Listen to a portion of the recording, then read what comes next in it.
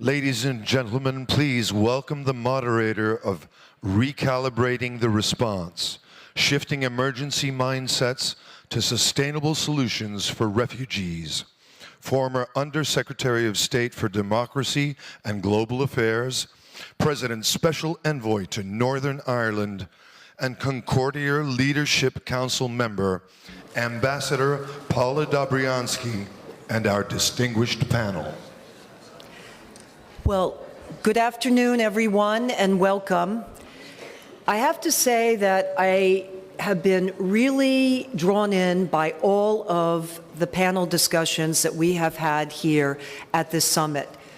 But I think that this one is going to be, in my view, maybe one of the most penetrating, one of the most urgent and necessary ones, and one which Concordia always focuses on recommendations, solutions to problems, and that's what we're going to be focusing on this afternoon in particular.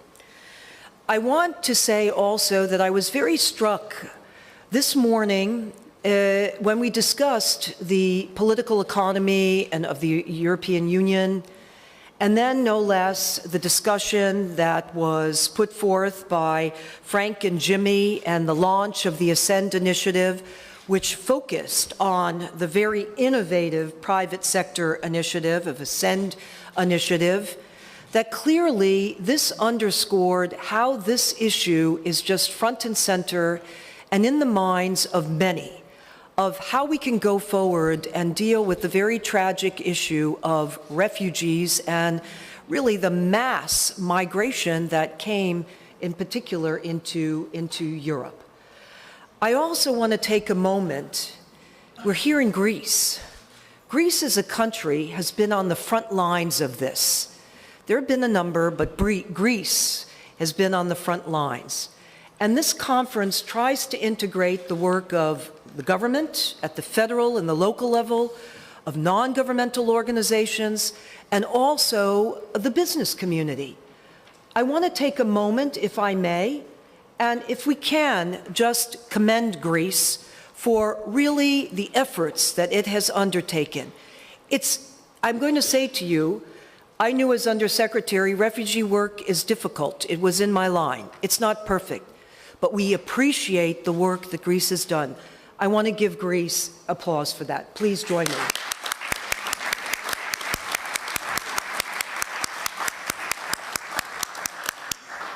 Thank you. You have been on the front lines, and it's tough. My own career has been in government, and when I thought about this issue, I thought, what are the solutions? And you look at what happens with refugees. Political issues impact refugees clearly. Economic issues are part of also times the causes. Security issues. But you know, in this last round, it's very tragic. And I'm only picking out one of a number of cases. I can't help but do this, and that is Syria. Because to me, when you think about what's the long-term solution, if the crisis in Syria is resolved politically, the current regime, I believe, has committed major atrocities against its own people, and we're witnessing this kind of mass migration. That's when people leave, when they're not protected. And here we have many innocent lives affected. So forgive me, I felt it was important to put these out. I'm only the moderator, but I felt it's important that we have that backdrop and think about it as we go into this discussion and look at the issue of what are our proposals? What can we do? We're very fortunate indeed. We have a lot of people here today who will be speaking and who have really some important things to say. Remember our procedure. I want to mention to our audience and people to submit questions at concordia.net throughout the conversation. So please, please do that, join that, and include your name and also organization with the email. As part of our discussion, we're going to go to Sofia Kouvelaki, who's the executive director of the Home Project. And you heard about it as part of the launch, in fact, of Ascend initiative. It is a very special project in dealing with unaccompanied minors. And we have also, as a very special treat, if I can say today, because we are hearing from you, you have so much courage, the youth representative of the Home Project, Amadou Diallo.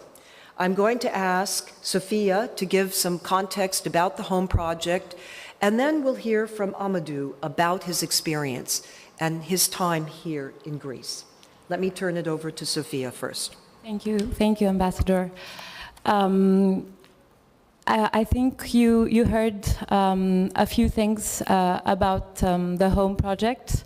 The Home Project is a newly founded non-profit that has as a mission to support, protect, educate, and provide social integration services to unaccompanied minors and other groups of vulnerable refugees. HOME stands for home, but it also stands for help, overcome, motivate, empower, which is what we want to do with everyone that we work with. You've heard statistics before. 40% of refugee arrivals are children. Of those, we don't know exactly how many, and this is part of the problem, are thousands of children who travel and arrive in Greece, in Europe, all alone. Traveling alone and unprotected, they're exposed to all sorts of dangers, from child abuse to organ trafficking and sexual exploitation. As we speak, right at this moment, there are children that are selling themselves for sex in order to survive in the center of Athens, on the islands. You've heard statistics before, and people, especially around this table, know the issues really, really well. We know that we're dealing with the biggest demographic change since the Second World War, and we know that we have thousands of children traveling all alone. What has happened after the closure of the borders in Greece is that children are trapped here, and all the relevant accommodation units are in full capacity. So at the moment, we have more than 1,200 children in urgent need of refuge, in urgent need of protection. I would like to ask you to pause for a few seconds and ask ourselves, what is a child refugee? It's a child in urgent need of refuge, a child in urgent need of a home. At the Home Project, we don't work with migrants. We don't work with refugees. We work with children. Children that have been marginalized to the point of invisibility.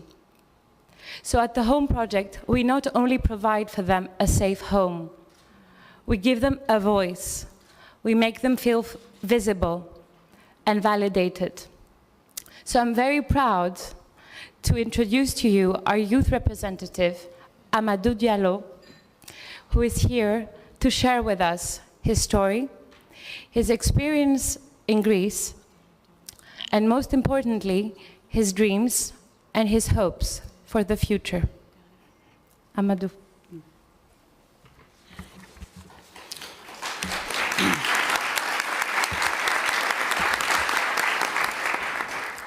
Bonsoir, mesdames, mesdemoiselles et messieurs. Je m'appelle Diallo Amadou, j'ai 17 ans, je suis élève au secondaire et je viens de la Guinée-Conakry. I'm going to be translating for Amadou. Good evening, ladies and gentlemen. My name is Amadou Diallo. I'm 17 years old and I come from Guinea. Si vous me voyez bien devant vous cet après-midi, c'est pour représenter l'ensemble des jeunes mineurs de Home Project, filles et garçons. I'm here tonight as a representative of all the Home Project youth and children, boys and girls. Je vais aussi vous parler dans un second temps de moi en témoignant l'importance de Home Project dans mon aventure au nom de tous les enfants qui vivent sous les abris de cette organisation bienfaisance. I'm going to talk to you about my story and about my experience with Home Project and all the experience of the children that are accommodated in the Home Project shelters. Et ensuite vous parler de mes ambitions dans le futur, qui sont pour moi des rêves que j'aimerais bien réaliser, mesdames et messieurs. And I'm then going to talk to you about my ambitions and the dreams that are very important for me and my future. Mais avant de continuer, j'aimerais remercier toutes ces personnes qui ont répondu à cet événement ce soir, car cela prouve votre bonne volonté d'accompagner des Home Project dans son combat, qui est de protéger beaucoup plus de mineurs. But before I continue, I would like to thank you all for giving me this opportunity and for supporting the Home Project to help more minors find a home. Parce qu'il est important que vous sachiez, il reste encore plusieurs jeunes mineurs sans abri, ni famille et sans protection qui vivent dans les rues. It is important that you know that there are many more minors without a home that are living in the streets without protection and in need of support.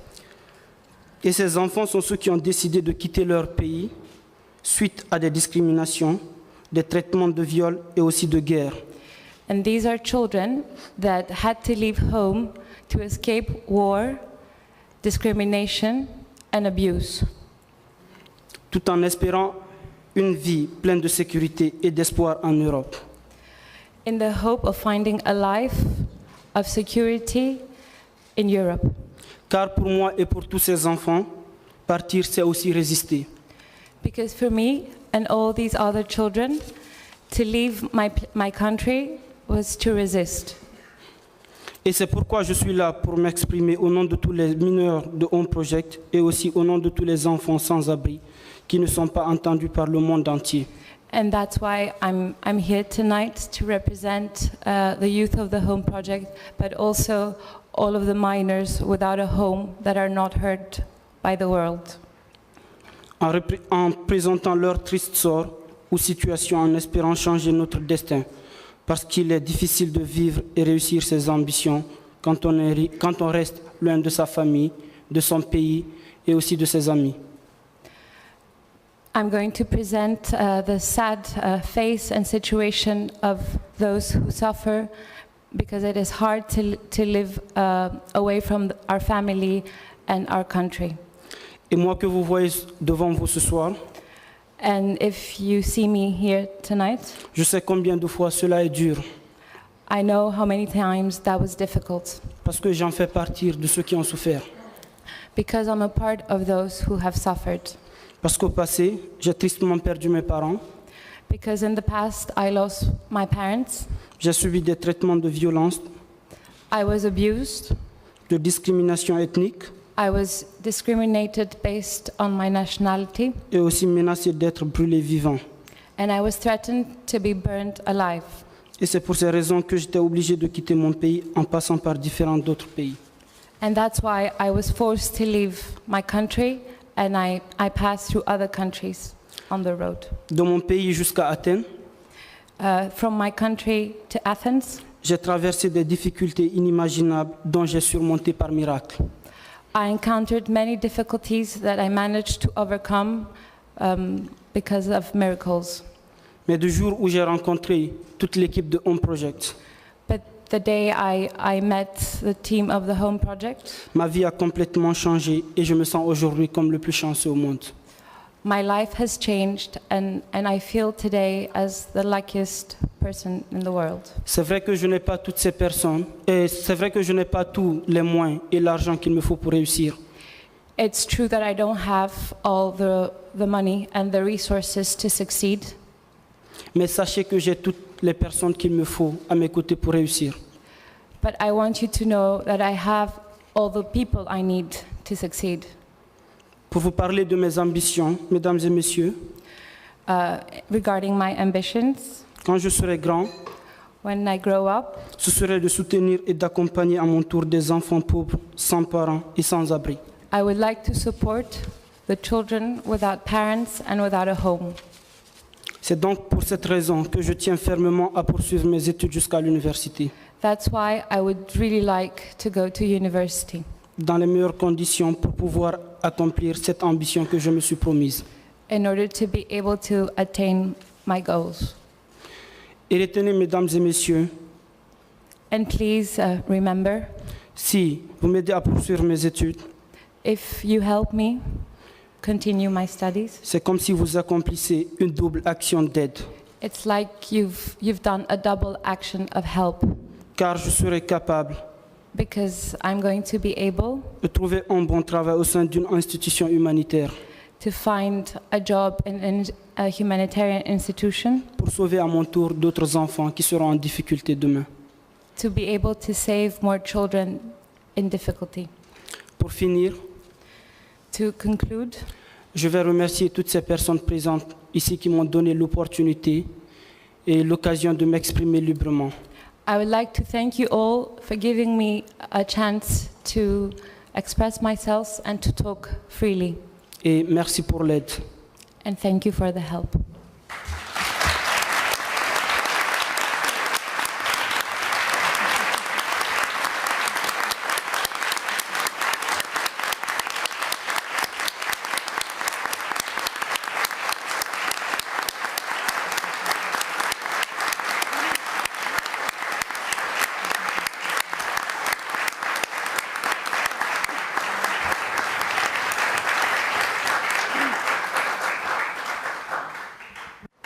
Amadou, first, again, your courage certainly, I think, really is very clear and certainly highlighted by your statement. And I also think that we have a proposal before us. I'm looking at Matthew Swift, and that is the very noble goal that you have of the pursuit of your education. And I know that Concordia looks at very specifically those kinds of initiatives that have impact. And your goal, as you stated, is not only for the continuation of your education, but the setting up of a kind of organization that can help others. And I have no doubt that others will be inspired by you, and you can do really a lot of good. So thank you for that, and thank you for that proposal.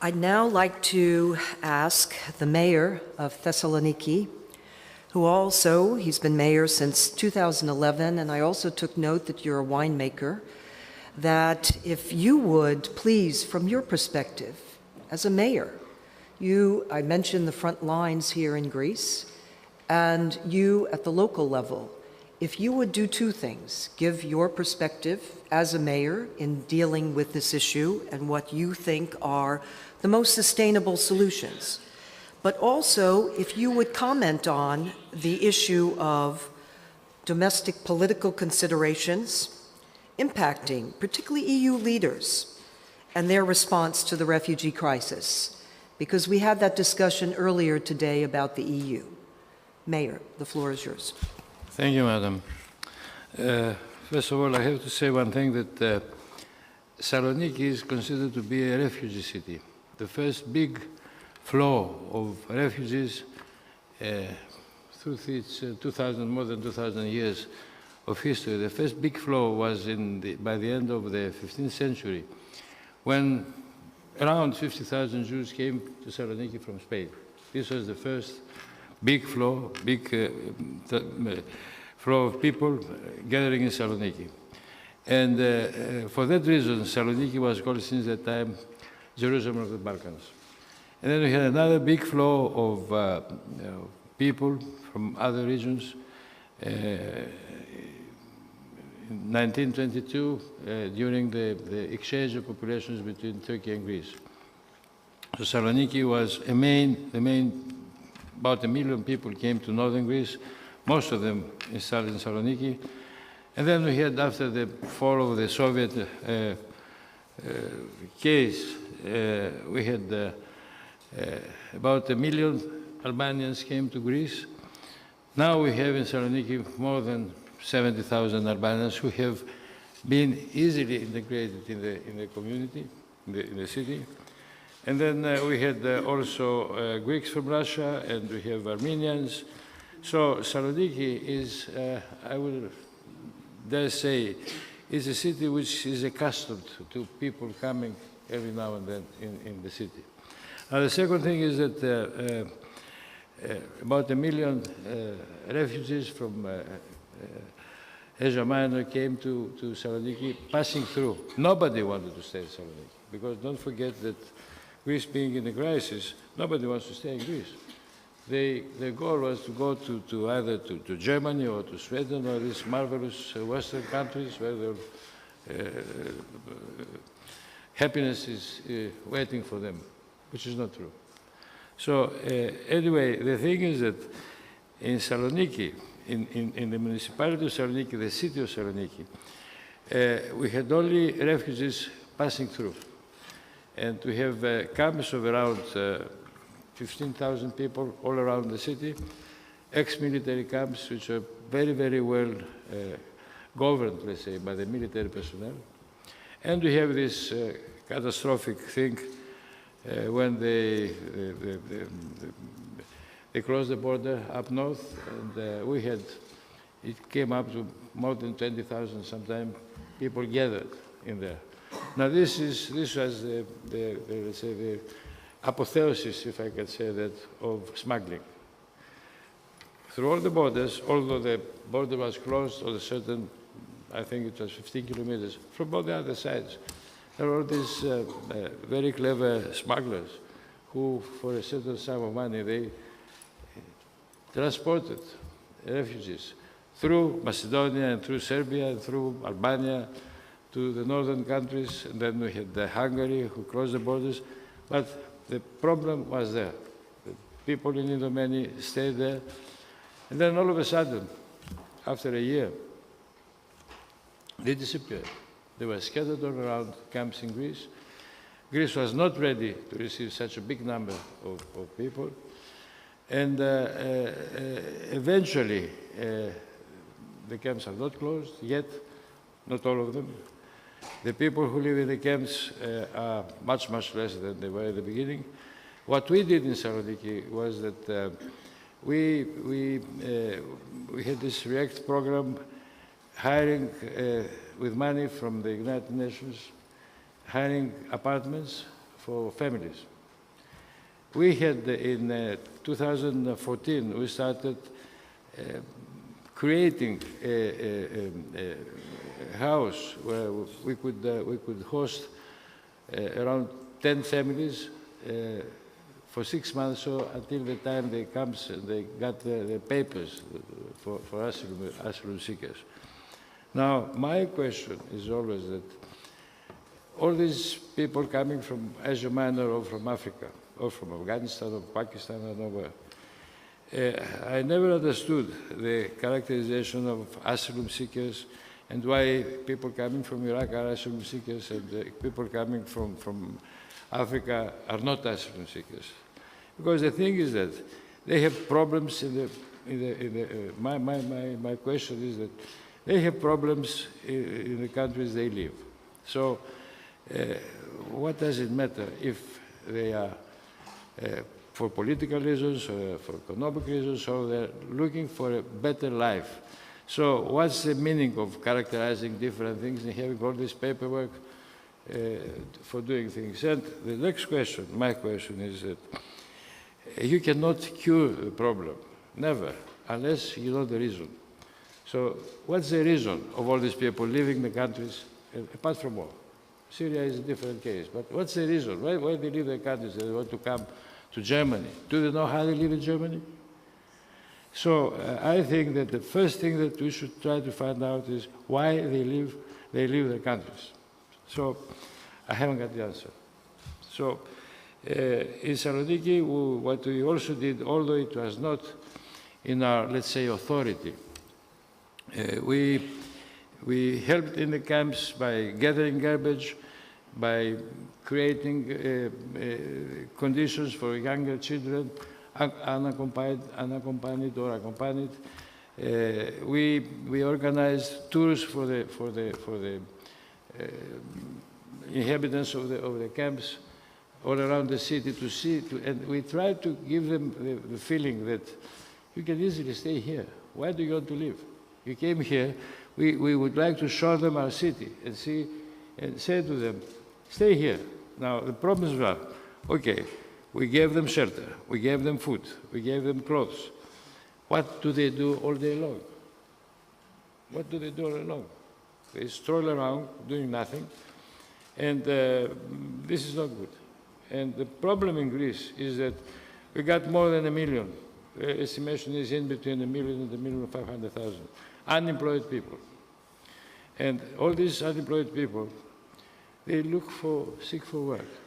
And when they see that we take good care of these refugees, they get angry. And this is one reason they start reacting a little bit aggressively. But eventually, we overcome that. The problem is with all these refugees. I know that the quotas of the European Union is that they're going to stay, we're going to host around 50 to 60,000 refugees in Greece. Okay. What do we do them? What do we do them? We have opened in our schools afternoon lessons for these children. And they mingle also with Greek children going to the schools. They play. And they are taught music, they are taught drawings and doing things with their hands, English and Greek. But they are not taught their language. Some of them, they haven't seen a school room for 1 or 2 years. What do you do with them? I see with the ladies, all the people who are taking care of the kindergartens and things like that, the behavior of the children, the refugee children, is totally different because they have been, they've been through terror, they've been through nightmares. So they behave differently. Eventually, when they mingle with Greek children, things become better. So this is what I had to say about the situations in my city, in Thessaloniki. I know that in Athens the situation is much, much, much worse. I know that the islands, they have a huge problem. I never understood why, for example, Chios, we have the mayor of Chios here, why the refugees coming from Turkey to the islands, they stay there. They should immediately be brought to inland. I hear that this is the agreement with Turkey, that they must stay there. I never understood why, because they have bad conditions. The local societies suffer much, much more because it's not an equilibrium between the population. I mean, if you get more refugees in an island than the inhabitants of the island, then you got a problem. What do they do? What they do all day? Yeah? So I don't think that for the time being I have to say more things. Thank you. Thank you. Thank you, Mayor.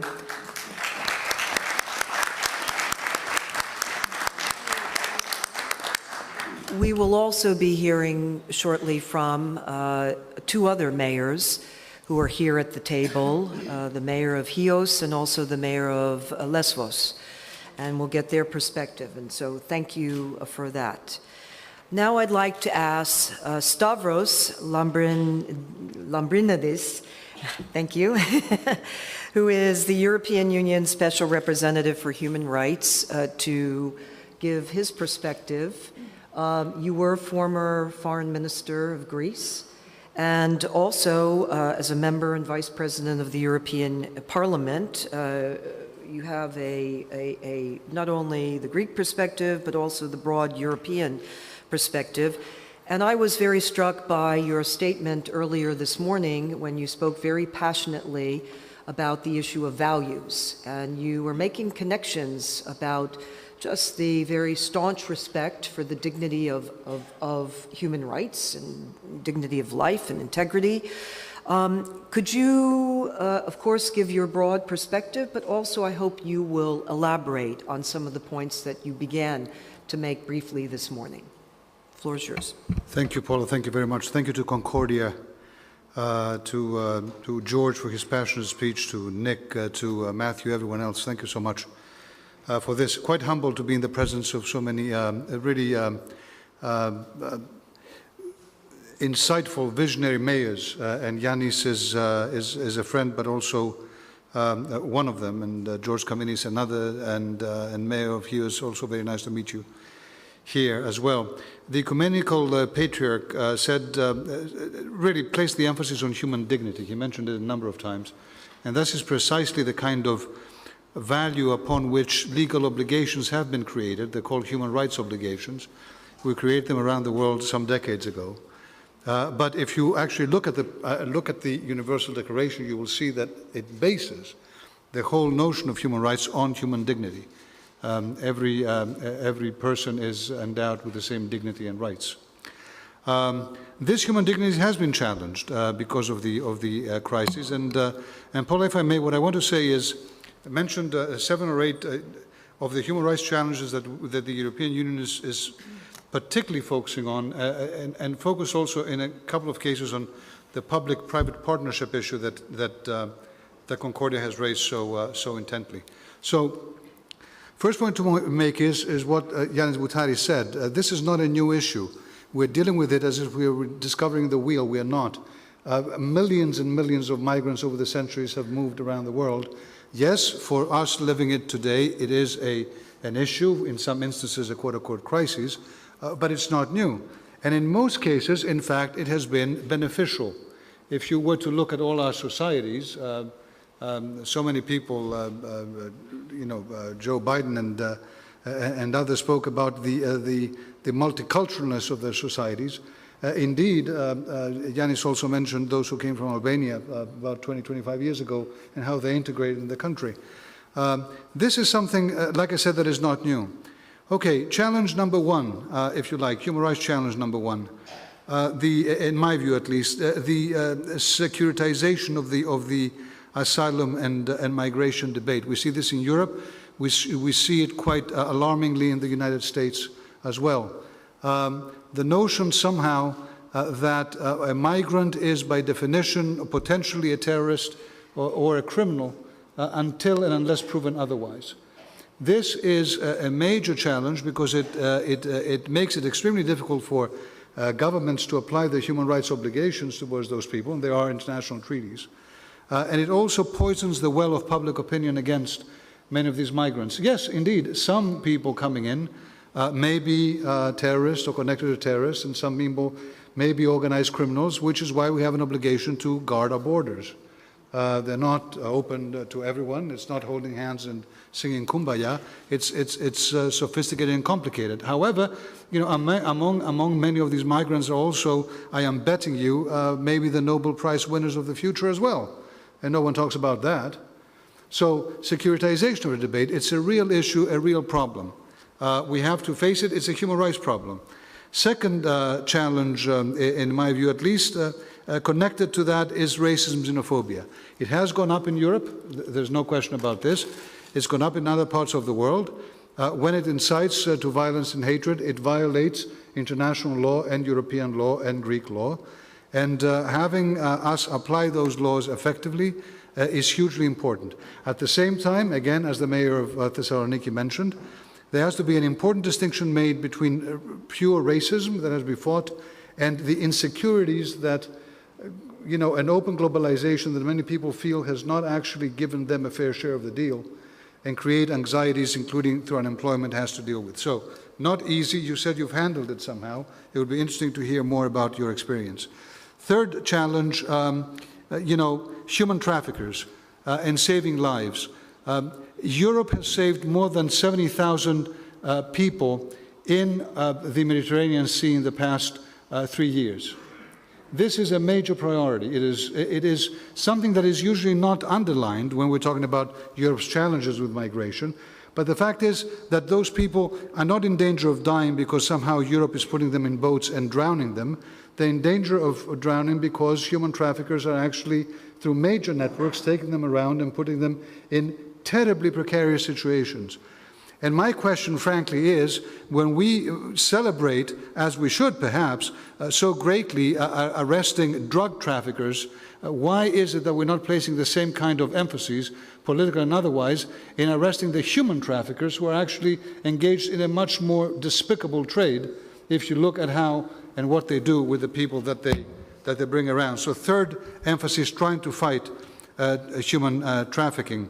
Now, fourth challenge is these are the legal challenges really, is avoiding collective treatment of migrants, a collective treatment of asylum seekers. They are individuals, they have human dignity and they have rights under international law. And what we have to do, and we're doing in Europe, is ensuring that every single one of the people applying for asylum receives an individual procedure. In the case of Greece, in fact, there have been a number of asylum seekers who have been deemed by the process as returnable to Turkey, so then another refugee from Turkey can move somewhere in Europe, where Greek courts have ruled that that person should not be moved because of that individualized review. Important to underline. Fifth point, I may mix up my points, by the way. I would say fifth, and in fact it should be six or something, but forgive me. If you keep count, then we're okay. Fifth point is dealing with children in particular. I was so inspired to hear about the Home Project, Ascent, and then everything else. Warm congratulations. The European Union, as you can imagine, is spending billions of euros. Sometimes they go unhailed because there's money that we actually finance United Nations agencies to do their job, or we finance people on the ground. A project was just announced. More than 500 million euros is being spent today in Turkey to educate tens of thousands of refugee children in those camps so that they actually do have a future. This is not, wishful thinking. This is happening because the European Union is making it happen. And I hope effectively, honestly, because I'm not there, and sometimes you hear about money being thrown around, and you realize in the end of the day that maybe the effect is not that great. I hope that those monitoring are making it great. Sixth point, let's not forget many of these people coming here get stuck in countries in the middle, in transit countries. In fact, one of the most important things we've understood the past few years is that if you look at asylum seekers transiting, they are not temporary. The average life of an asylum seeker in another country is about 10 years today, if not more. So simply focusing on humanitarian aid to deal with those people is important, but misses the point of having people in place that will be there for a very long time. And they will not simply need a blanket or some food, they will need to build a life. Yes, to return eventually, one hopes, to the countries from which they came, but you cannot just put them in a gray zone forever. So that's when, again, we're coming in with a major emphasis on combining development aid and humanitarian aid. Boy, is it 7 now or something? But okay. Look, we have an obligation in Europe to do it, in my view, better than we are today. We're doing it, but not as good as we should. Is this being transmitted live to the outside world? Okay, so if I lose my job, I know who to blame, right, Matthew? Okay. Now look, we have to do a much better job in actually creating legal migration channels for people to come to Europe. There are asylum seekers. There are people who actually escape the worst kind of suffering, but there are also economic migrants that in many instances Europe might need.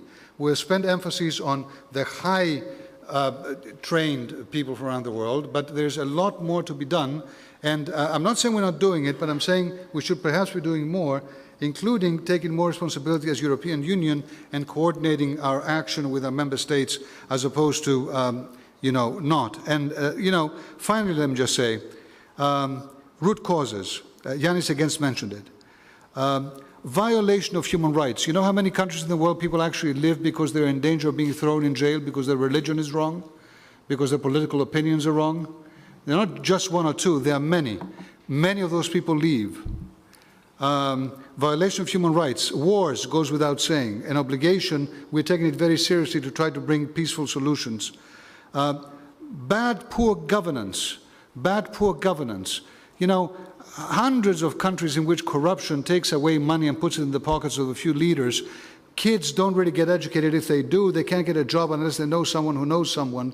A lot of people are being forced because of corruption to just leave to seek a better life. Environmental degradation. About 20% of the people move unwillingly today around the world because of environmental changes. You know, speaking of the Paris Climate Agreement, I was so pleased to hear this morning that the U.S. will continue, at least through its major U.S. states, to be supportive to the goals, and I hope as well at the government level too. But you know, to address those root causes, you know, and let me close with this.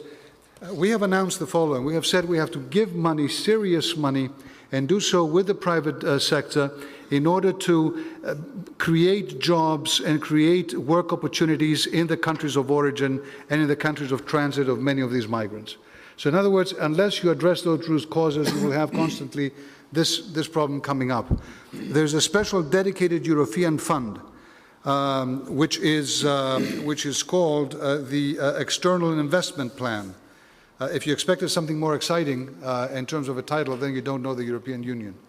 The External Investment Plan, in fact, is one of the most exciting things that I've heard in terms of the programs we do. Good programs, boring titles, but about 3.2 billion will be dedicated by the EU and potentially even more, hoping to spur about 30 billion of investment partnerships with the private sector in order to do investments for growth in different countries around the world from which migrants come. Certainly, Jean-Louis, I don't know if you know details about this. It's not exactly your, is it? Okay, but you could say more if there's more there. But you know, putting our money where our mouths are is something we're trying to do. We have been challenged in the EU. Absolutely, I mentioned it in the morning. Our image has been challenged because of the crises.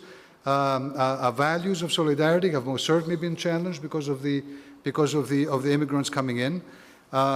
It is something that we are working on a daily basis, many European commissioners, myself, others, to reverse. You know, in this context, it is doubly inspiring that so many people in Greece have done so much, including civil society and so many others, to make a difference. So thank you.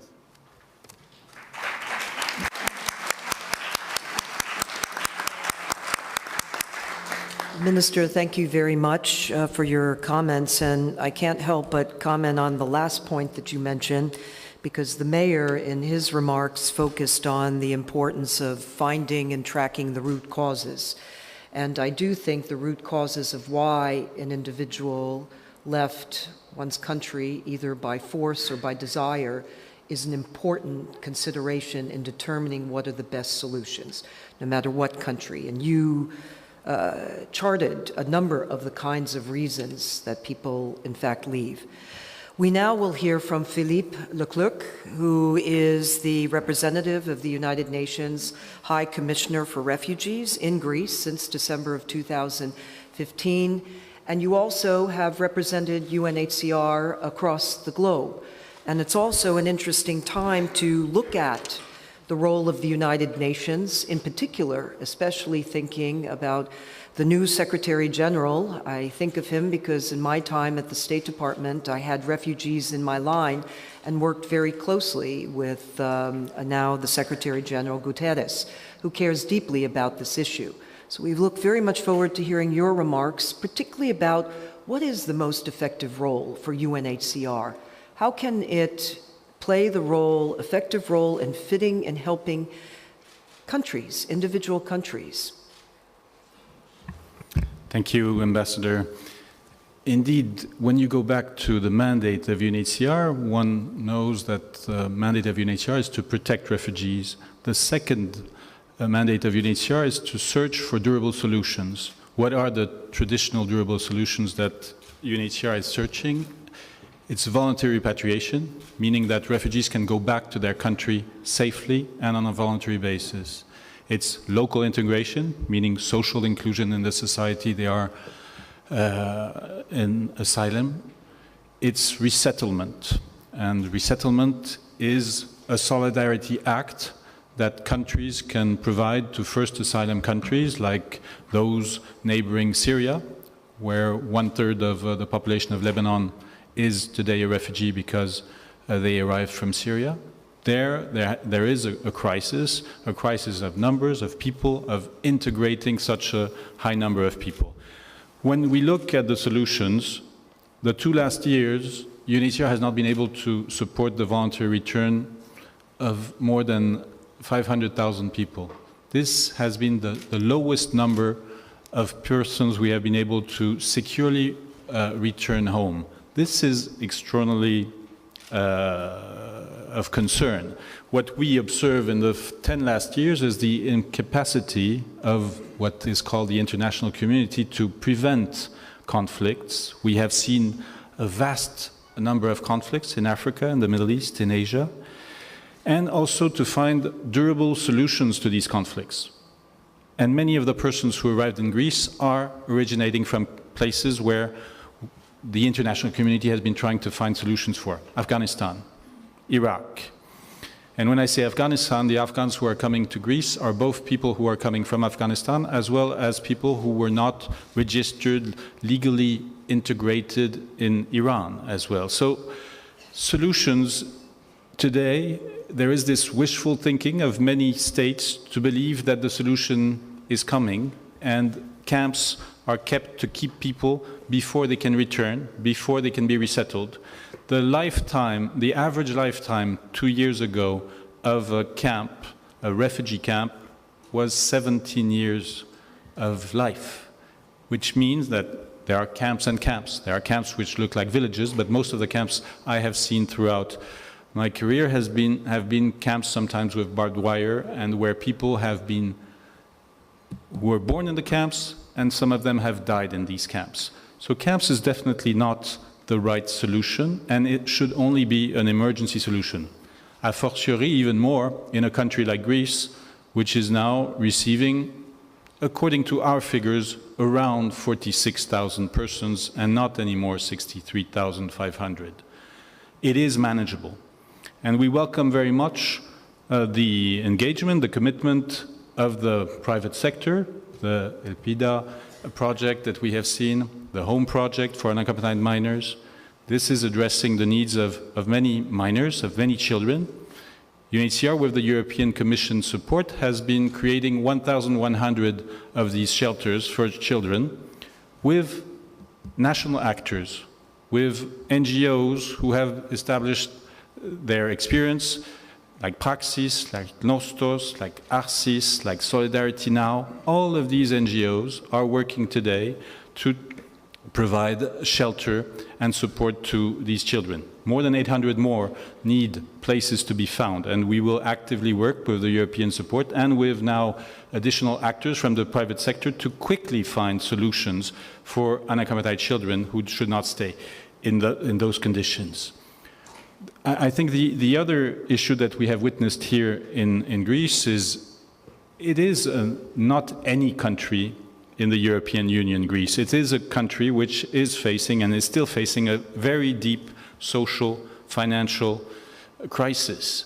And despite that, and all of us have witnessed, we have seen the solidarity expressed and demonstrated by individuals, by also, and this is something that we should remind ourselves of, because we also look at the extremism, the populism, the building of walls, but we also have seen extraordinary solidarity from individuals in Greece, from Europeans, from internationals coming to Greece, who were the first to rescue the people on the shores, and which UNHCR was not there, for example, in August. It's High Commissioner Guterres who finally, after a lot of reflection, decided to engage at the request of Prime Minister Tsipras and the support of, and very strong support of EU member states to go in, because it is not natural for UNHCR to get into an industrialized state, an EU member state, where also the EU solidarity mechanism should work, but the situation was so grim, so difficult, and the administration capacity of the state was so limited. So what we are satisfied of seeing is that 17,000 people are now in apartments and are not in camps. And all our efforts will be, like we should do in all places where there is no more emergency is to close camps as soon as possible. And we welcome again the announcement made by Airbnb to support what is already the tremendous financial support of the European Commission to help Greece to create 30,000 places by the end of the year in 2017 so that camps are closed. Camps should be closed. We should not have camp by the end of 2017. The government is not present in our deliberations today. We will urge and we will push the government to take all the management decisions. A lot of things have happened in Greece. Some are the results of the policies which have not been made in Greece, but more in other capitals, but that Greece had to implement, and I'm thinking of the islands. And I think on the islands, the result is not poor management, late decision, insufficient funds. It's the direct result of policies which were not ready on the 20th of March when the EU-Turkey statement was decided on the 18th of March. 2 days later, Turkey and Greece should have been ready to implement a policy where the basic basis of it were not there. And the mayor of Chios, Mr. Vournous, the mayor of Lesbos, Mr. Galinos, and the 3 other islands have suffered because of the little implementation of this EU-Turkey statement, with making differences between Syrians, leaving aside the Afghans and the Iraqis for a very long time. And it's only now that all nationalities are treated in a more transparent way. But it has hurt the solidarity that we have seen on the islands. And now, as you were saying, the people are frightened. The local communities can be frightened because they are not sure, they are not trusting the policies which are made. The paradox is that they have received sometimes 3,500 persons a day, and this was, after some time, not a major problem, and there has been no doubt. But since the implementation of different policies throughout 2016 and 17, the trust of the local people of the islands is not there anymore, and that's why policy also matters. And we see the illustration of a policy which is not yet, definitely not fully satisfactory. Thank you. Right. Well, thank you for your comments. I think a number of your statements and your perspective will provoke, I think, some discussion here. I especially commend you for your directness, on this issue. And you've been here for almost, I guess it's almost, well, a year and a half, almost 2 years. So thank you for that. It was very important to get the perspective of UNHCR.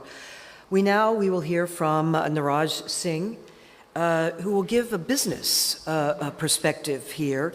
As the global head of the international public sector for Vodafone, a global enterprise, you're the executive vice president, and it will be very good to get your perspective, particularly because we've been discussing public-private partnerships.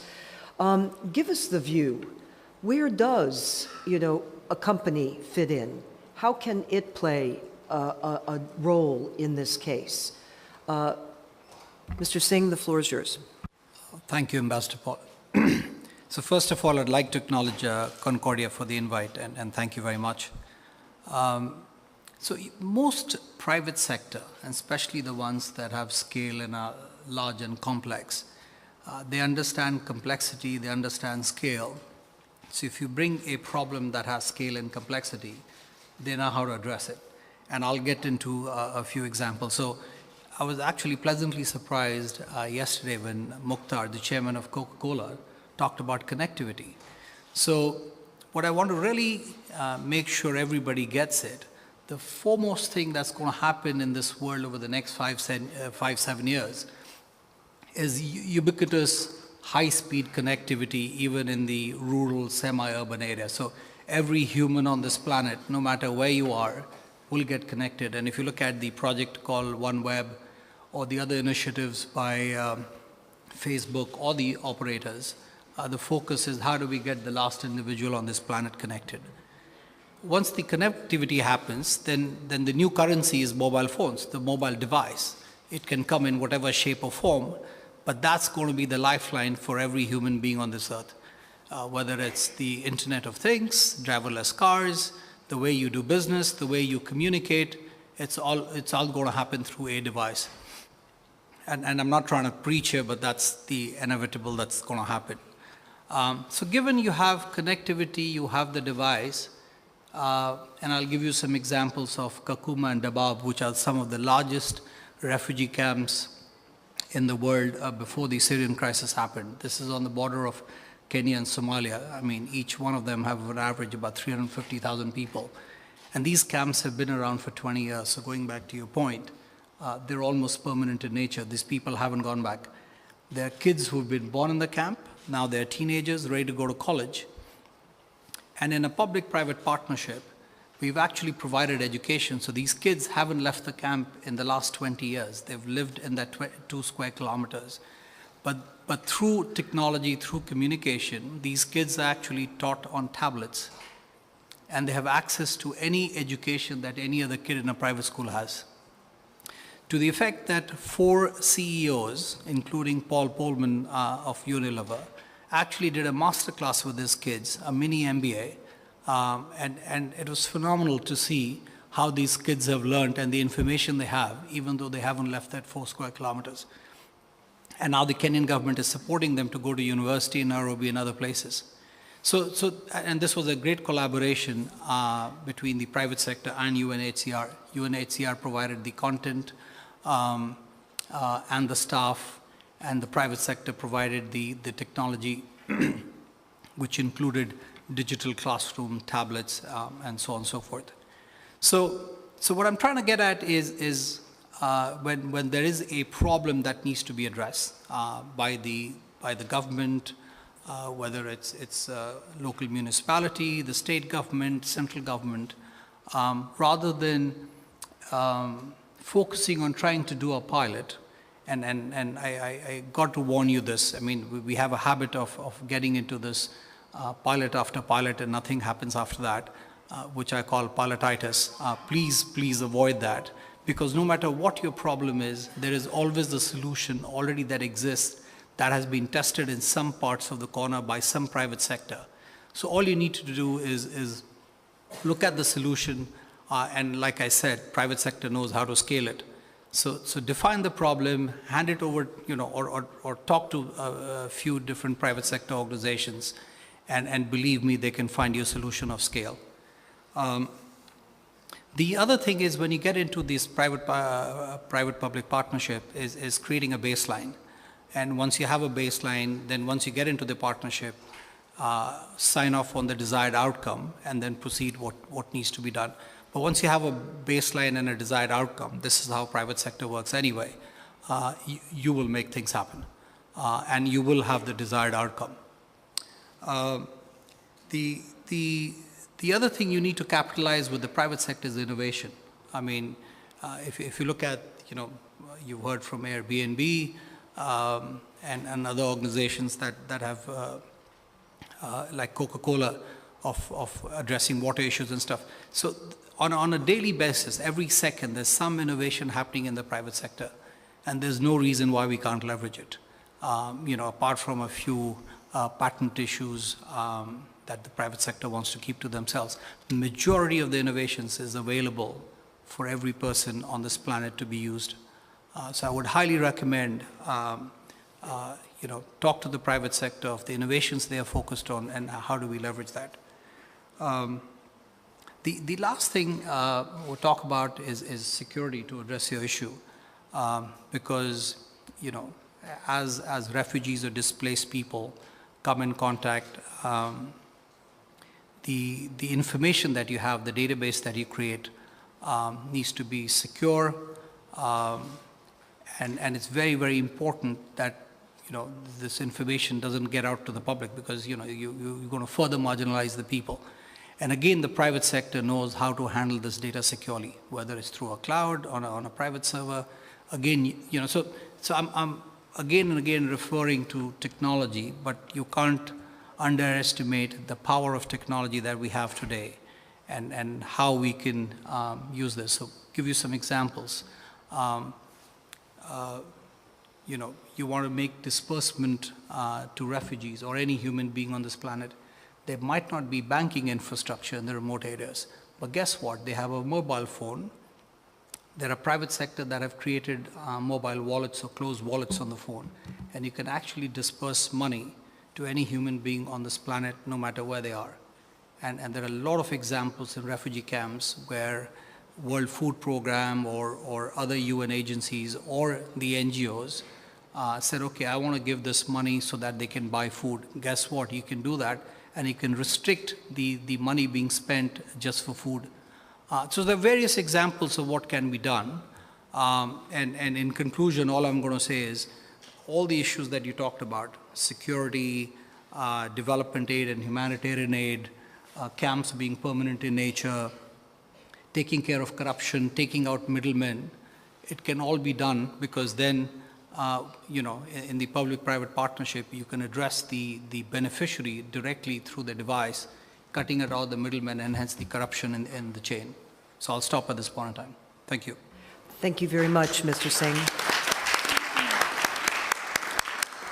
Let me pause for one moment and just point out that we've had the opportunity here with all of our panelists of hearing the voice of a young person whose own very life has been directly impacted and exemplifies what we are discussing. An NGO that's very hands-on in grappling with these issues, and then a governmental perspective, local, federal, also the regional European, no less the multilateral perspective, and then business, the corporate. I think it's very important to highlight that because if you step back and you've listened to everyone, it really underscores how all of these pieces really do come together in very important ways in providing for solutions. And I just wanted to point that out because I know Concordia really has emphasized the importance of public-private partnerships, and I think that just what you've heard really underscores that importance. We have a number of people around this table that I do want to just go to briefly, if they will also join in. Michael Ninehouse, President and CEO of AmeriCares. You just were involved in the roundtable focusing on refugees' mental health. Just, I believe, yesterday, or the day before yesterday, if I have the clock right, yesterday. We want to hear from you about that. Yeah, Please share that. Thank you, Ambassador. As a private, not-for-profit NGO involved in both humanitarian response and development work, AmeriCares is deeply interested in this issue and grateful to Concordia for including it on the summit agenda. We did hold a breakout session yesterday focused on mental health issues. We titled that session, Removing the Hidden Stumbling Block, Addressing Mental Health Needs of Refugees to Drive Economic and Social Development. And my comments this afternoon are really a summary of the inputs from those who attended that session. First, we agreed that the title of the session was accurate, that mental health needs are too often hidden, and when unaddressed, they pose a major stumbling block for refugees to make economic and social progress. We discussed the fact that the trauma refugees face creates real and often debilitating anxiety, depression, and loss of coping abilities. The refugees face multiple traumas from their own experience in conflict or disaster, from fleeing their homes and countries on often dangerous journeys, from ongoing fear over safety and security, from a risk of exploitation, sexual and other abuse, from a sense of feeling trapped and without a future, from integration into a new country and culture, and more. And all of this is made worse too often by the physical conditions that they're forced to live in as refugees. In fact, there's good data that exists that show rates of depression increase significantly while living as a refugee. We acknowledge there's a significant lack of mental health services for refugees. Such services have not been among the traditional offerings of most NGOs and others that provide care to refugees. Even basic sensitization training for government and aid workers who interact with refugees is often missing. All that said, there's a growing sense of the importance of these psychosocial support and mental health services. We heard from several NGOs, and we've heard here today as well, that have begun to prioritize psychosocial support and mental health services. In our own experience at AmeriCares, we've worked to address these issues with displaced people after natural disasters in Japan, the Philippines, and Nepal, and with conflict refugees in Jordan and Turkey. We concluded our conversation yesterday by developing recommendations for action. For governments, we believe it's imperative that they provide legal and safe routes for refugees to travel and ensure that they are welcomed with respect and dignity, including improving their physical conditions and ending detention of children especially. For NGOs and others providing direct service to refugees, we challenged ourselves and our colleagues to continue to prioritize and mainstream the inclusion of mental health services, and that we ensure frontline health workers and others are provided the training they need to be first responders for mental health issues. Additionally, we want to see improved monitoring, evaluation, and impact reporting that will give us the data to make a stronger case for the return on investment for these kinds of services, which are inherently more difficult to measure than traditional interventions. And also, we wish to explore and use technology to support and scale interventions. Finally, we strongly encourage the private sector to bring even more of their expertise, partnership, and funding to this problem. It is in their own business interest to see healthy and productive refugees become future residents, customers, and employees. And perhaps one last point, in the spirit of Concordia, we call on governments, the private sector, and civil society to form public-private partnerships to work together on this issue, perhaps by finding pilot projects already underway that can be further tested, verified, and scaled. Thank you. Okay, thank you very much. Thank you.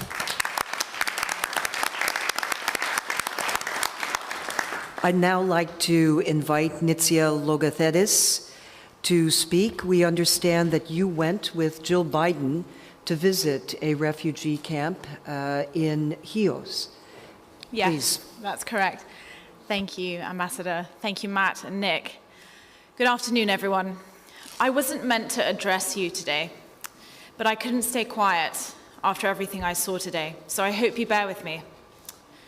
I had the honor of accompanying Jill Biden, the former Second Lady of the United States, Carolyn Miles, the President and CEO of Save the Children, and Sofia Kouvelaki, the Executive Director of the Home Project, on a visit to the Suda refugee camp and hotspot Vial in Chios. Just to give you a little context, there were over 100 unaccompanied minors on the island between the ages of 8 and 17, and there were over 1,300 refugees in total. The children are not entitled to go to school because these camps are considered transient, places where children should not be for more than a month before being returned to Turkey. Priority for reasylum in Athens is given to boys under the age of 12 and girls under the age of 18. However, we also heard that many shelters in Athens are closing due to a lack of funding, and that those that are open do not have room. Ladies and gentlemen, I saw parents, children, and people today who looked so hopeless. Some of the children are so stressed out that they have developed psychosis. They're psychotic. As a mental health professional, I can tell you that this is so rare and only occurs in 1/60% of the child population.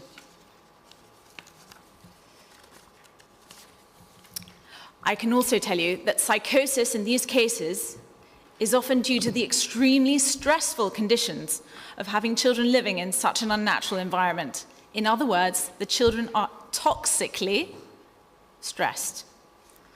The longer they stay, the more severe their symptoms. Did you know that there's only one child psychiatrist in Chios today? And appointments are very hard to come by. One mother admitted to me today that the earliest appointment she could get was October for her child, who is psychotic and uncontrollable. She doesn't know if one day she'll wake up in the middle of the night and not find her, so she sleeps with one eye open. And for those of you who do not know what psychosis in a child of 4 looks like, let me paint a picture for you. Imagine a child rocking, arms flapping, seeing things and hearing things that are not real. How frightened would you be to see your child in that condition? And for those children who are not psychotic, a single mum told me that her daughter does not sleep. She cries all night long. She is so traumatized she cannot close her eyes. She's my daughter's age, 2.5 years old. Can you imagine? Can you imagine having to give your 2.5-year-old a sedative to go to sleep every night? And can you imagine having to face your angry tent mates who just want to sleep and forget their misery? Can you imagine how much stress you would feel knowing, with your child crying, that the borders are closed, that asylum in Athens might not happen, and that you might be returned to Turkey? But you don't know when.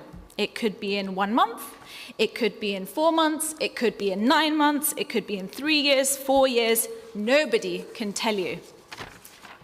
Welcome to hell on earth. Trust me, if you go there, you'll understand what I'm talking about.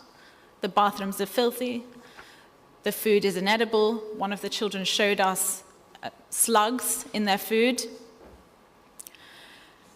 Anyhow, as a therapist, I can tell you that there is nothing more destabilizing than uncertainty.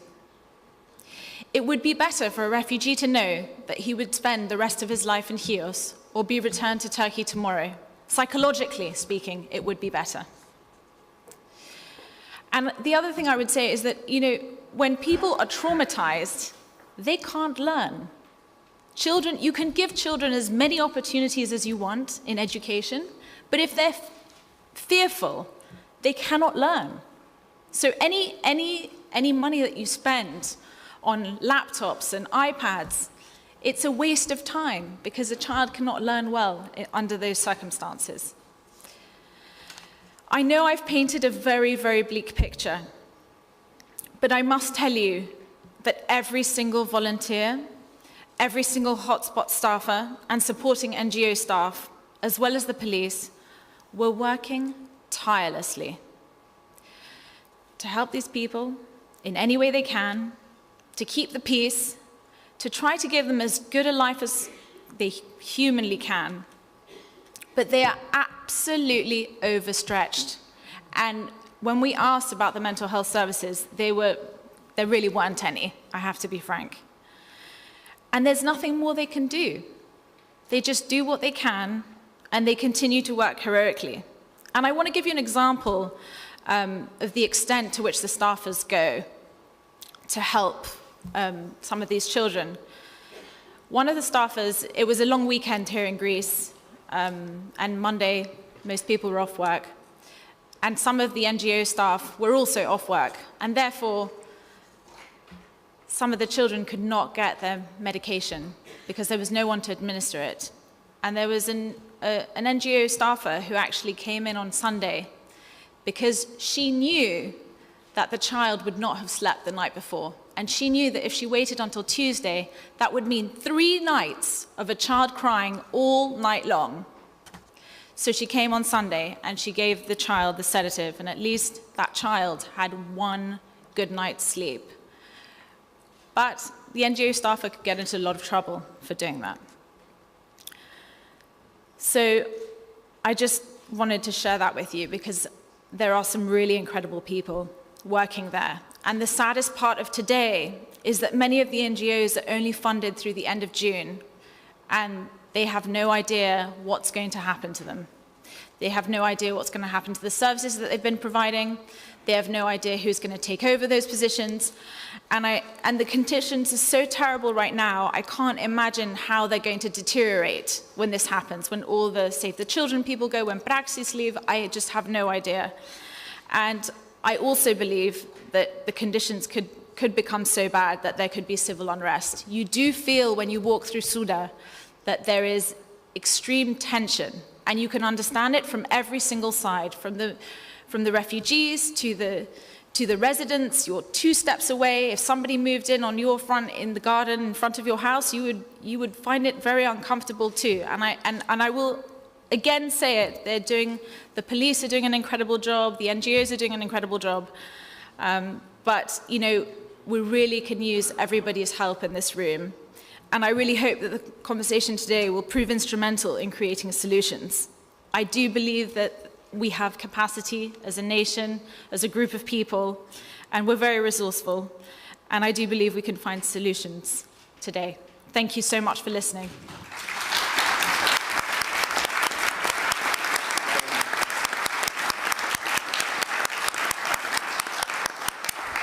Nizia, thank you very, very much for sharing. It's really your gripping report.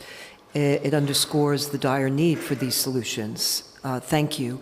I do want to recognize the mayor of Chios, who's here. Would you like to say a word? Yes, thank you very much, and I would like to thank first of all Concordia for this summit and for the invitation. I think Ms. Logothetti right now described very, very clearly which is the situation in Suda, which is the situation in Vial, which is the situation around those areas, and imagine that this is happening for more than 1 year now. And imagine, as she was saying again and again, imagine all that. Imagine that today on Chios there is not one single person who is responsible and has the authority to coordinate the more than 15 different stakeholders. Each one of those has a part of responsibility for all that. And imagine that this was a situation, actually Suda, when it started and when it was created, if you go back to press references to Suda before March the 20th of 2016, it was supposed to be a success, actually. It was supposed to be a successful response to this emergency which occurred all around the Aegean. And as Mr. Leclerc said clearly, why all that happened? Because from the 20th of March of 2016, it was implemented a policy, one of the most extraordinary policies of the EU, without having the means to implement it. And actually, I can't really believe that nobody knew that all that would happen. And okay, it happened for the first month, the second month. What about the next months? Chios is really struggling because it is all the tension between the refugees and immigrants. There is another tension which is being created into the local society. Why? Because things are not addressed. The problems created are not really there to be addressed. While that is happening, as I mentioned earlier, there is a lack of infrastructure, in institutional infrastructure, human resources infrastructure, and material infrastructure as well. There are coordination meetings which are being held. Some of the stakeholders are participating, others are not. When tough decisions are to be made, there is nobody there to take the responsibility of that. And I strongly believe that the management of the borders, of the national borders and the European borders, is a matter of the state, is a matter of the EU also as a whole. And the state is not there. Yes, the police is there and is struggling to maintain things which are not actually sustainable. How can you have, at the center of a city, a camp of more than 1,000 people and many of them outside, and try to maintain the order of the law there? So, by the decision of the 20th of March, there was created actually a special detention zone in the EU, within the EU land, okay? So the people that you saw today in Suda and in Vial, they can walk freely, they cannot take the boat. They can take the bus, they cannot take the plane. And actually, nationally, we do not accept, we do not say clearly, and also the EU doesn't say clearly, that we detain people. Yes, people are detained, and actually they're detained by, not by the use of administrational means and by the use of fences, but by using the borders, the physical obstacles around the islands. And within those detention zones, there are also 50,000 Chians, 80,000 people of Lesbos, and other people of Kos. Everybody can understand what this mix is making. It's a really poisonous mix, which is poisoning the refugees and immigrants, it is poisoning also the local society, it is poisoning the local economy. And Having said all that, I still insist, today on Chios, there is not one person of the government who is in charge of the situation. I know at least 5 different ministers. I know at least 5 different secretary generals to whom I must refer from the one to the other and then to the next, and they're only answering to emails and things, discussing things like that. The last 2 weeks, we have on Chios a very serious issue about the creation of a detention center. A detention center has to be created in order exactly to alienate those people who have criminal activity, and as in all societies, in all groups of people, there are similar people, and also in order to implement the policy which the government and the EU have decided to implement. Well, all those 2 weeks, not a single person has come to Chios to discuss with the local society. The local society is extremely divided. There is a lot of tension. We had again and again many municipal councillors. Can you understand how municipal councillors can come in order to decide very difficult things, things which an uninformed society around them cannot really believe or understand, but when they come into discussion, everybody understands how important things are and how the responsibility needs to take measures of that.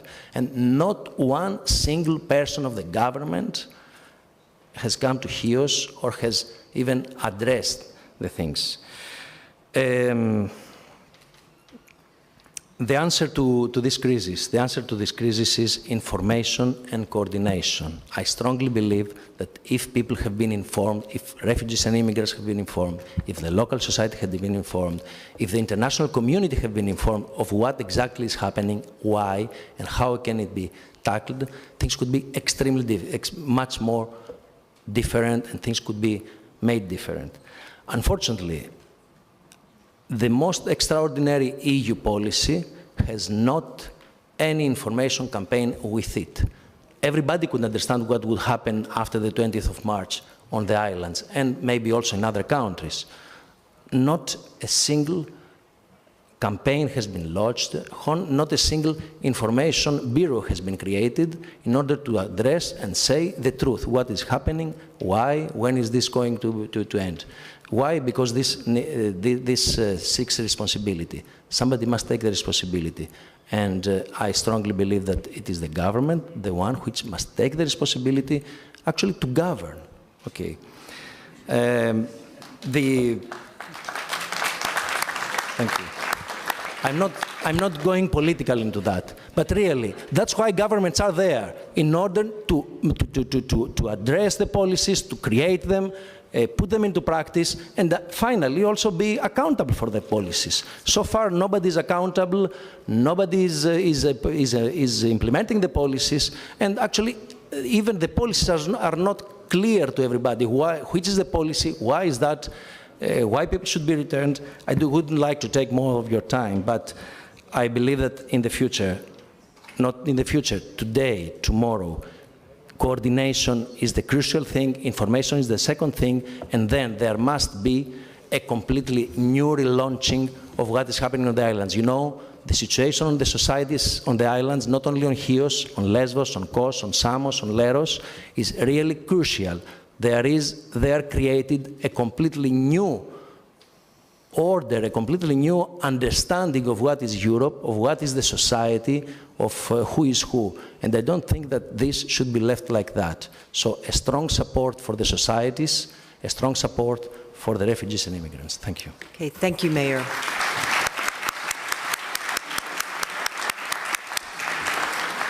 We have 2 other reports I'm going to go to in a minute, but I want to ask President Leclerc, you know, you're former president of Uruguay, and you wanted to comment. Let's get your comment in here, please. Thank you, Ambassador. You may think, and you would be correct in doing so, that it's easy for me to give an opinion on this subject coming from a peaceful region, a peaceful country, even an underpopulated country, 10,000 miles away.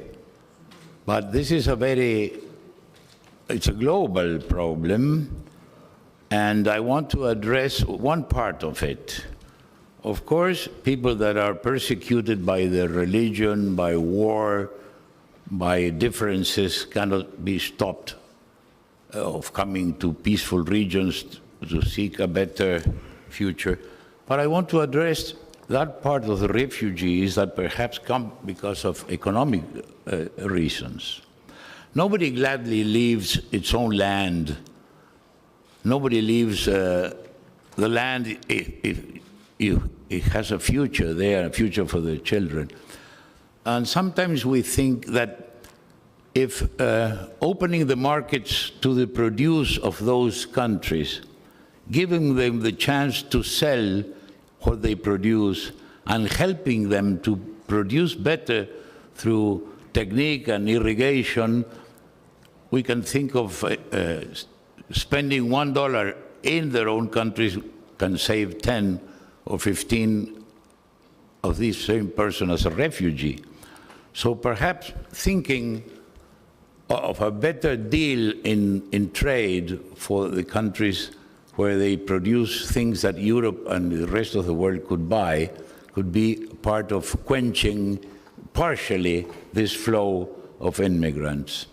It's another way of looking at it, a small piece of a possible solution, but I just wondered if you can take it in account.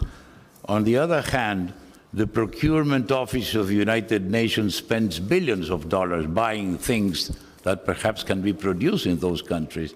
So that could be an investment to stop the people that can manufacture blankets and the United Nations buy them and produce food which the United Nations buy for their missions.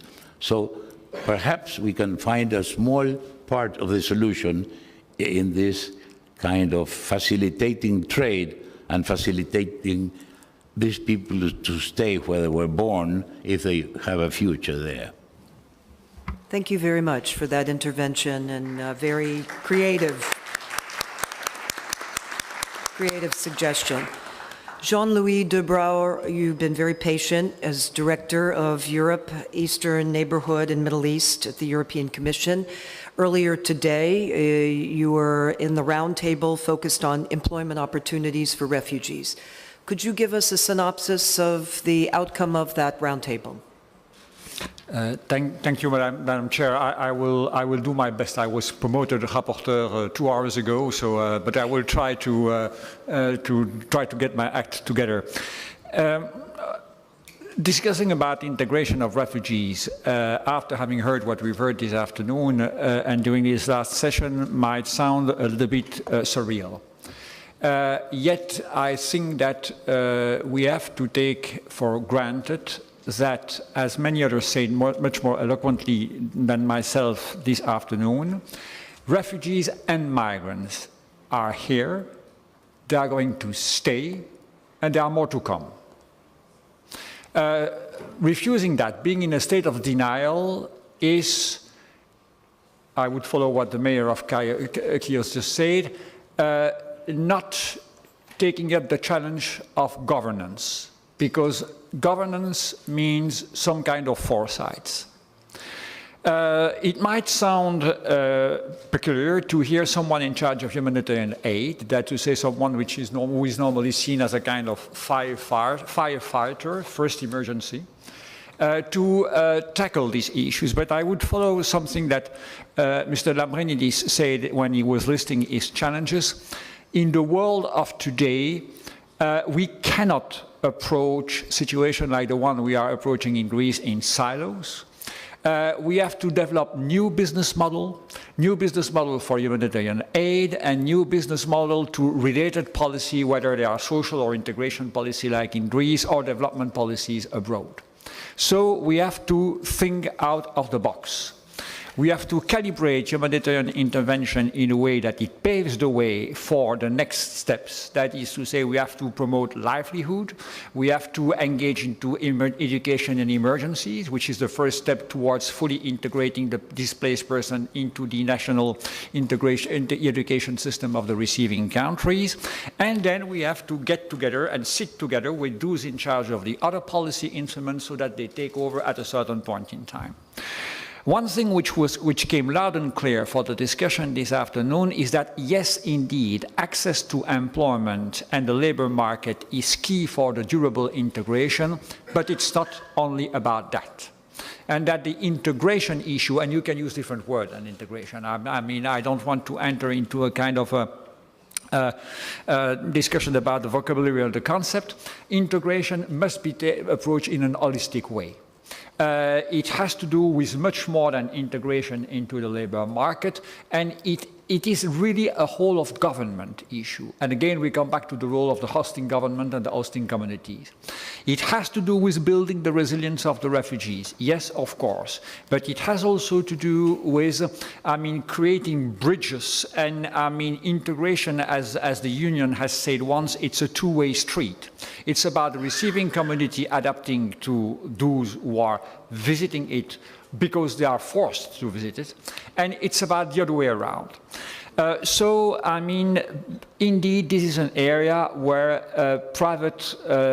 public-private partnership has a role to play. I understand, and it was very eloquently stated by the representative of CSR Greece this afternoon, that it is still much about philanthropy in Greece, but it is much more than that. It is about supporting the local business. It is about supporting the local entities also outside Greece. When it is about, I will say a word in my concluding remark about what the mayor of Thessaloniki very frequently advocated, action on the root causes. It is about, because it is a common challenge. It is not about feeling good. It is about, because this is a challenge of the 21st century, and that no one will be able to escape this challenge. Now, I could not but refrain saying a word about the root causes. You're absolutely right. It's about the root causes. It's about good governance in the countries of origin. It's about the economic development, investment. It's about sharing our wealth and prosperity with the countries of origin. But that will take ages. And that is exactly the migration drama as of today, because government, people want action and want result here and now. Dealing with the root causes, that's for the next generation. So we have to build that gap, bridge that gap, and survive what I would call what is a migration drama. Migrants are here and now. If we want to have a durable action on migration, and if we do not want to leave that in the hands of smugglers, it's very easy. If we do not manage migration, those who are going to manage it are smugglers and traffickers. And again, I could not agree more with what Mr. Lambrinidis said. If we pretend that we want to manage migration, we cannot expect short-term outcome unless we take very drastic measure, like indeed, for all what it's worth, signing an agreement or having a deal with Turkey. Thank you. Thank you, Mr. de Brouwer.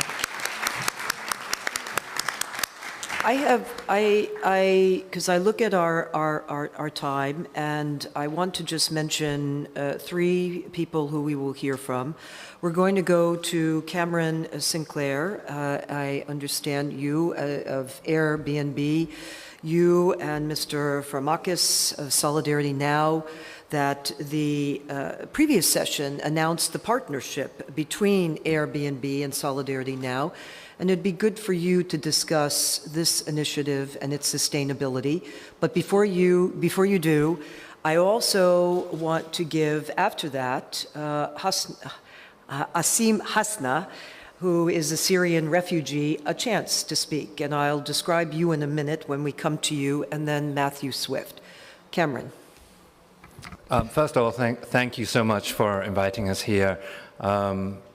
I just have to take a moment to say, if you haven't known about the Home Project or Sophia, I think every Greek should be incredibly proud of the work that she's done. I've worked in humanitarian work for 22 years, and what she's done in the last 4 months has been literally incredible. There's no other word for it. So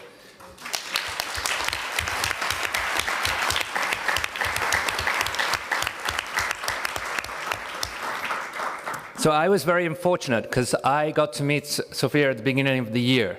And I was like your typical humanitarian person, idealistic young person who's going to try and do something, and I'll come back in 3 months. and there'll be nothing there. And what happened was 5 homes were erected and hundreds of kids have got a safe place. These are not houses. I just want to mention this. It's not a house, it's a home. And a home is very different. And for those of us who have families, we know what a home is like. It's filled with love.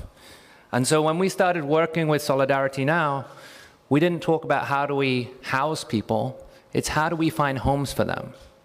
And quite often people have said, well, you know, this is a temporary crisis. You know, we're currently facing this. But the reality is when I joined the humanitarian world, there were 20 million refugees. That was in 1999. Today there are 66. Because of climate change and resource scarcity, in the next 30 years, we're going to see 300 million people on the move. So we might talk about this as an emergency right now, as in a crisis, but we need to come up with the solutions for tomorrow's problems too. Now, that same trip, I ended up in Samos. And I want to talk about the idea of these camps and the damage, not just psychologically to those who are living in them, but for the residents of Samos too. I mean, it's literally a scar on the side of the mountain. And for me, the first thing I thought about doing was how do we close this down? How do we close down camps? And why can't there be a system where the very people who are the most hospitable people in the world, which are the Greeks, for the number of people who come here to seek pleasure and to experience culture, why are they not at the heart of the solution too? So with Solidarity Now, we want to find a way to house 3,000 people in the first year, for Greeks to open their hearts and their homes. But maybe there's other things we can do. Maybe we can partner with an island to figure out how we could close one of these camps. Because the idea that every conference I go to, and people say, well, camps are 17 years. You're almost defining that that should be how long the camp stays open. We need to completely think about trying to make the idea that less bad is more good. Less bad is just less bad. It's not more good. So I think we need to really think the whole system. And I know I was supposed to talk about the details of this, but I think it's important that when we talk about those camps, we're talking about the clustering of fear and not the sanctuary of home. And I think when you look at Greece, it really can be the epicenter of a solution. I mean, what if the EU actually, instead of spending a lot of money on camps and infrastructure to lead those camps, and figure, I mean, we just got the ROI on those camps right now. What if they actually funded Greeks to accept people into their homes, to nurture them, to support them, and to show what the best of hospitality is? I think it can be done. And I think it could be done with public-private partnerships in concert with governments. Now, we beta tested this idea in the United States. And we have an interesting government. So I'm sure we can do it here. And just to give you an idea, and I know I waited 2 hours to tell the details, but in the last 2 hours, we just launched in the United States and Canada, and 6,000 families have already opened up their homes for free for any refugee that wants to stay there. So this moves very rapidly. You just have to give the opportunity. So I just want to say that anybody who doesn't think that solutions aren't happening, they're happening on the ground. And Sophia and many of the other people that are here are at the heart of them. So certainly support local people. And if you want to open up your homes on Airbnb, just go to Airbnb/welcome. And if you're a Greek, Solidarity Now will make sure that a family will be with you. Thank you, Cameron.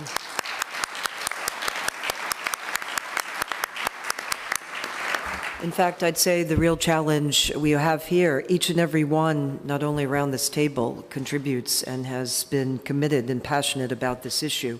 And the challenge is the limited time we have today. I do want to give Asim Hasna, who you are a Syrian refugee. You were a paramedic in Syria, and I understand you're in Berlin, and with Refugee Open Where. Would you say a few words about your perspective, about what are the most concrete solutions? So first of all, thank you so much for giving me this opportunity. What I would like to share is briefly my story. So my story started when I was a paramedic in Syria and I was studying mathematics. Then I had to leave my town because of my activities. I was threatened by being arrested. And then a few months later, I was injured and I had to leave Syria to get some advanced medical care in Jordan. And there I met Refugee Openware, which is an NGO using technology to address refugee challenges and to provide solution for them and designed in cooperation with refugees themselves. So before I met Refugee Openware, I didn't know anything about using technology at all, but when they gave me the chance to learn and to contribute to my refugee community, I could help amputees to have low-cost prostheses, and I could help a blind friend to navigate indoors using some open-source hardware and software. So what I'm trying to say is, maybe in every single refugee there is a genius, there is a smart guy who wants to do something, who wants to give something for the host community, for his refugee community, but we really need to give him the chance. And I live now in Germany, and I got asylum in Germany. What I can tell over the last 3 years, that all refugees have a lot of motivation, and they want to start a new life. Okay, we left our countries, we escaped from death and from war, but most of us really want to start a new life and just to forget about the past. But if we let those refugees face bureaucratic or, I don't know, politics challenges, they will be frustrated, they will do nothing, and they will lose their energy. So what I really want to see and what I really want to do for the rest of my life is to use technology to help refugees to integrate, and at the same time, hopefully someday when we go back to our countries, we can use the things that we have been learning in the countries that we are refugees in to rebuild our countries again. Thank you.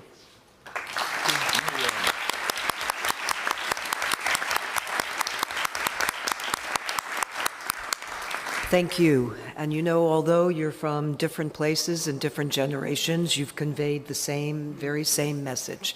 Thank you for being here with us today. I want to go to President Quiroga, and then I'm going to give Matthew a chance to speak. President Quiroga, former president of Bolivia, please. Thank you, Paula. Just briefly, I'm moved to speak because of the dissonance between the economic session and this very heart-wrenching session.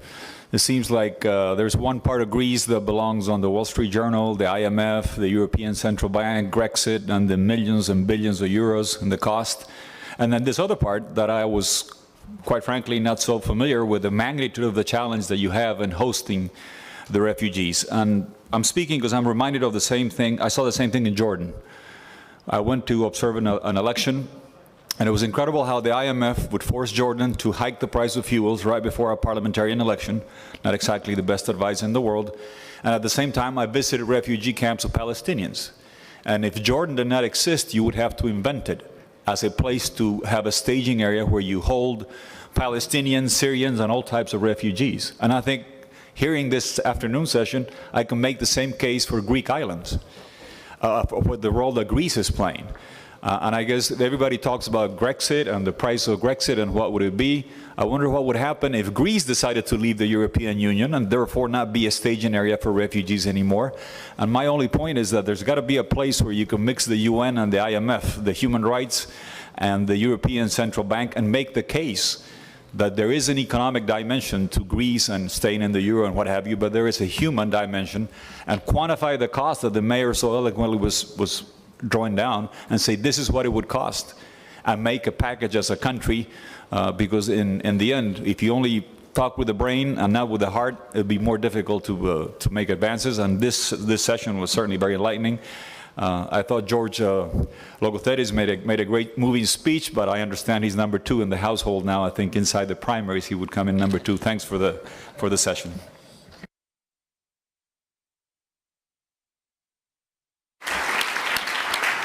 I was going to say, Mr. President, you didn't see, but George Logotheris walked in and he heard you. And Wes, we are in agreement.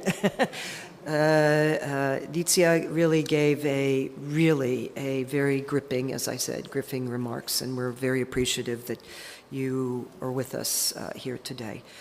Matthew, let's hear your perspective. And also, you might want to say a word in listening to really the wide variety here of recommendations. Say a few words about where you see in this session Concordia going next. I'm going to ask you that. Absolutely. Thank you, Ambassador. First, I want to make one point, and I think it's important that we all remember this. And I think President Quiroga and President Leclerc and President Uribe especially will appreciate this. The refugee crisis is, when thinking about it, should be thought about in a global perspective. And I think it's always important that we remember that, regardless of the news coverage or where a newspaper or news outlet will focus most of its attention on. We have to remember that this is taking place around the world in a lot of places. So let's not forget that. I tend to think from a very practical perspective. Nick and I started Concordia thinking about the way that public and private sector collaboration, public and private sector cooperation can really impact issues. There's a theme that I've heard at this table for this session, but also for the other sessions, which is consistently there is a lack of leadership when it comes to addressing some of the most important issues facing the globe. I have to say, thinking about hearing from the mayor of Chios especially, all the different NGOs in the space, the different governments, the different philanthropists, the different agencies that are involved. Who's in charge? Who's stepping up to the table? There is a leadership deficit today around the world, and until that changes, nothing else matters. Public-private partnerships are a two-way street. If governments are not providing basic services, especially security, then the private sector cannot inject itself and help. If you think about the funding gap on the Sustainable Development Goals, which we talked about yesterday, it's enormous. Governments have pledged $150 billion towards what could eventually be $5 trillion needed to implement all 17 of the Sustainable Development Goals, so the private sector is expected to fill the rest of that gap. So I'm a very optimistic person, and I don't mean to make my comments on sort of a negative note. In fact, I think what has been started here today and what Concordia hopes to participate in and serve as a leader in the space with the help of our Leadership Council, our Board of Directors, and the membership community that Concordia is, it is that we want to help facilitate, promote good leadership. The basic services required by governments, the ingenuity, entrepreneurial spirit of the private sector, and the way that in partnership with public sector it can be scaled to have significant impact. But I urge everybody to think about that fact, that divide that is existing between the two sectors. And in every situation that we talk about, where is there a lack of leadership, whether it is specific to a camp and the dozens of agencies that are operating within certain camps with nobody in charge, or it could be another situation. So this has been quite a closing session, I have to say. This has been quite something, and it elevates the urgency, I think, for Concordia to enter into this space more proactively, to potentially create public-private partnerships in this arena where we can be most helpful, when, of course, thinking about the refugee crisis from a global perspective. Thank you. Thank you.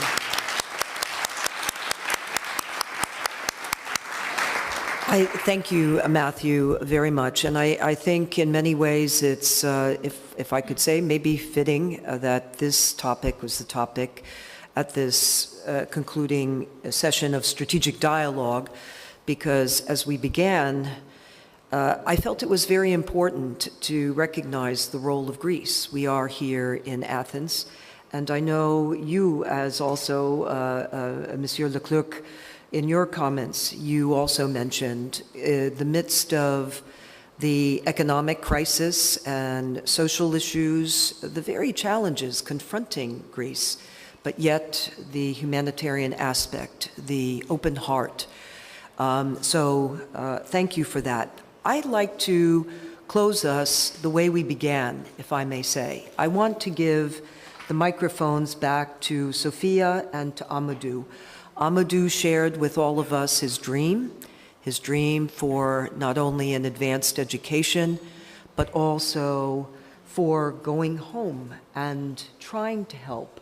Going home in the sense of trying to help those in your home country to advance themselves and to help others who are in similar situations such as you, and not only just your own home country. And Sophia, you as well, because of the work you've been doing. Let us turn the microphones back to both of you for some concluding remarks, if you will. Thank you, Ambassador. I would like to start by thanking Concordia, first of all. Home project started from Concordia in last September, and our founding sponsor, the Libra Group, enabled us to move from inception to setup and from setup to operations in just 5 months, and to be able to support more than 100 children, to create more than 60 jobs, and to support the local economy. Now, with the support of the private sector and the Ascend initiative, and thank you, Cameron, for your kind words, and thank you, Jay, for all your help. I would like to thank the Radcliffe Foundation, IKEA, and other private sector partners that have engaged into this very important cause and to supporting the most vulnerable of the refugees, but also the local population. This is very important to be done at the same time. Tell us what you think is the most important message for this audience. It's actually, leadership is very important, but the creation of this community of support of all the different stakeholders, civil society, the private sector, the local authorities. If everyone comes together, then solutions do exist, and solutions are made possible. So I think this is the message that comes out of that, and I would like to thank you all for that. And to turn... Thank you. Thank you. And to turn the floor to Amadou. And Amadou, we would like to hear from you, finally. Please. OK. Et d'abord, je vous remercie de m'avoir donné l'opportunité de m'exprimer encore une fois. First of all, I would like to thank you again for giving me the opportunity to express myself another time. C'est un plaisir pour moi ce soir de partager mon histoire et mes ambitions avec vous. It's a pleasure for me to share my story and my ambitions with you. Et j'espère qu'ils se réaliseront par la grâce de Dieu. And I hope that through you, we can manage to make them happen. Mais sachez une chose. And I just want you to know one thing. Il y a plein d'enfants There are many children qui vivent dans les rues et qui attendent votre aide. That are living in the streets and are waiting for your help. Je voudrais que vous passiez le message au plus haut degré. I would like you to pass this message to the highest level. Et je sais que chacun de vous présent ici peut faire quelque chose pour ces enfants. And I know that each and every one of you here tonight can do something for these children. Je veux que chaque enfant comme moi I would like that every child, like me, se sent en Europe ou en Grèce comme chez lui. Feels in Europe or in Greece like at home. Parce que personne ne voudrait quitter son propre pays pour un autre pays s'il n'y a pas de problème avec lui. Because no one would like to leave his home and go somewhere else if there's not a problem. Si nous sommes là dans des pays européens, c'est parce qu'il y a bien sûr des problèmes derrière où nous quittons. If we're here, it's because there are problems where we're leaving from. Et donc, nous avons beaucoup d'enfants qui ont des talents et qui veulent réaliser leurs rêves. Je voudrais que vous leur veniez en aide. Je vous remercie. There are many children that have many talents and that need your help. Thank you.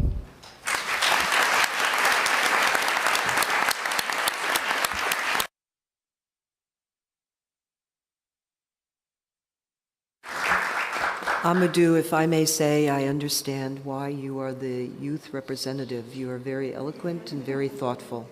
And just thank you for those words. I am in the interesting situation of actually having some extra time. I tried to run a very on time.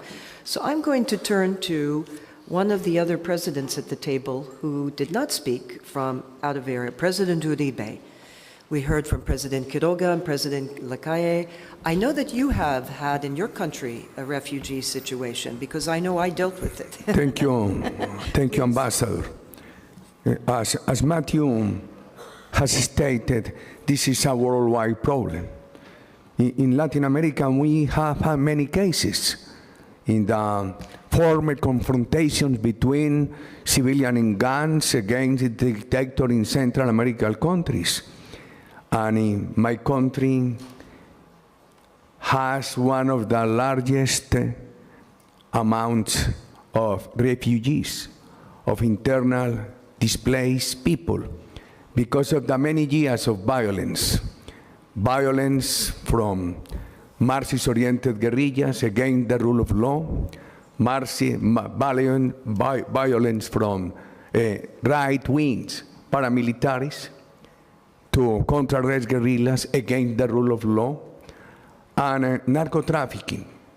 The main source of displacement in my country is narco-trafficking. And now we have a problem with the neighboring Venezuela.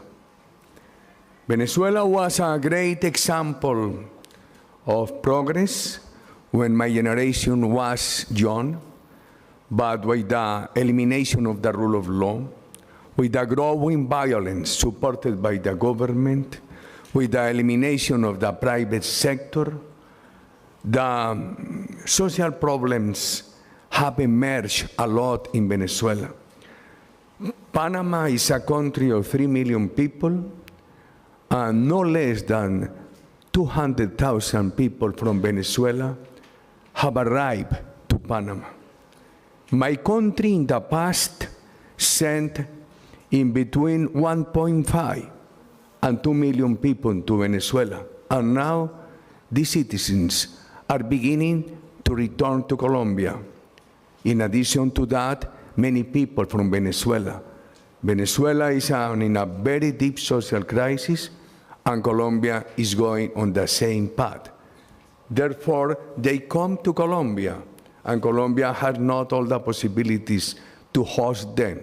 Therefore, we need to confront this problem in our countries, and you have to do here in your countries. My conclusion is this: the lack of rule of law, the presence of narco-trafficking are the main sources of this problem in countries such as my country, Colombia, and my neighbor, Venezuela.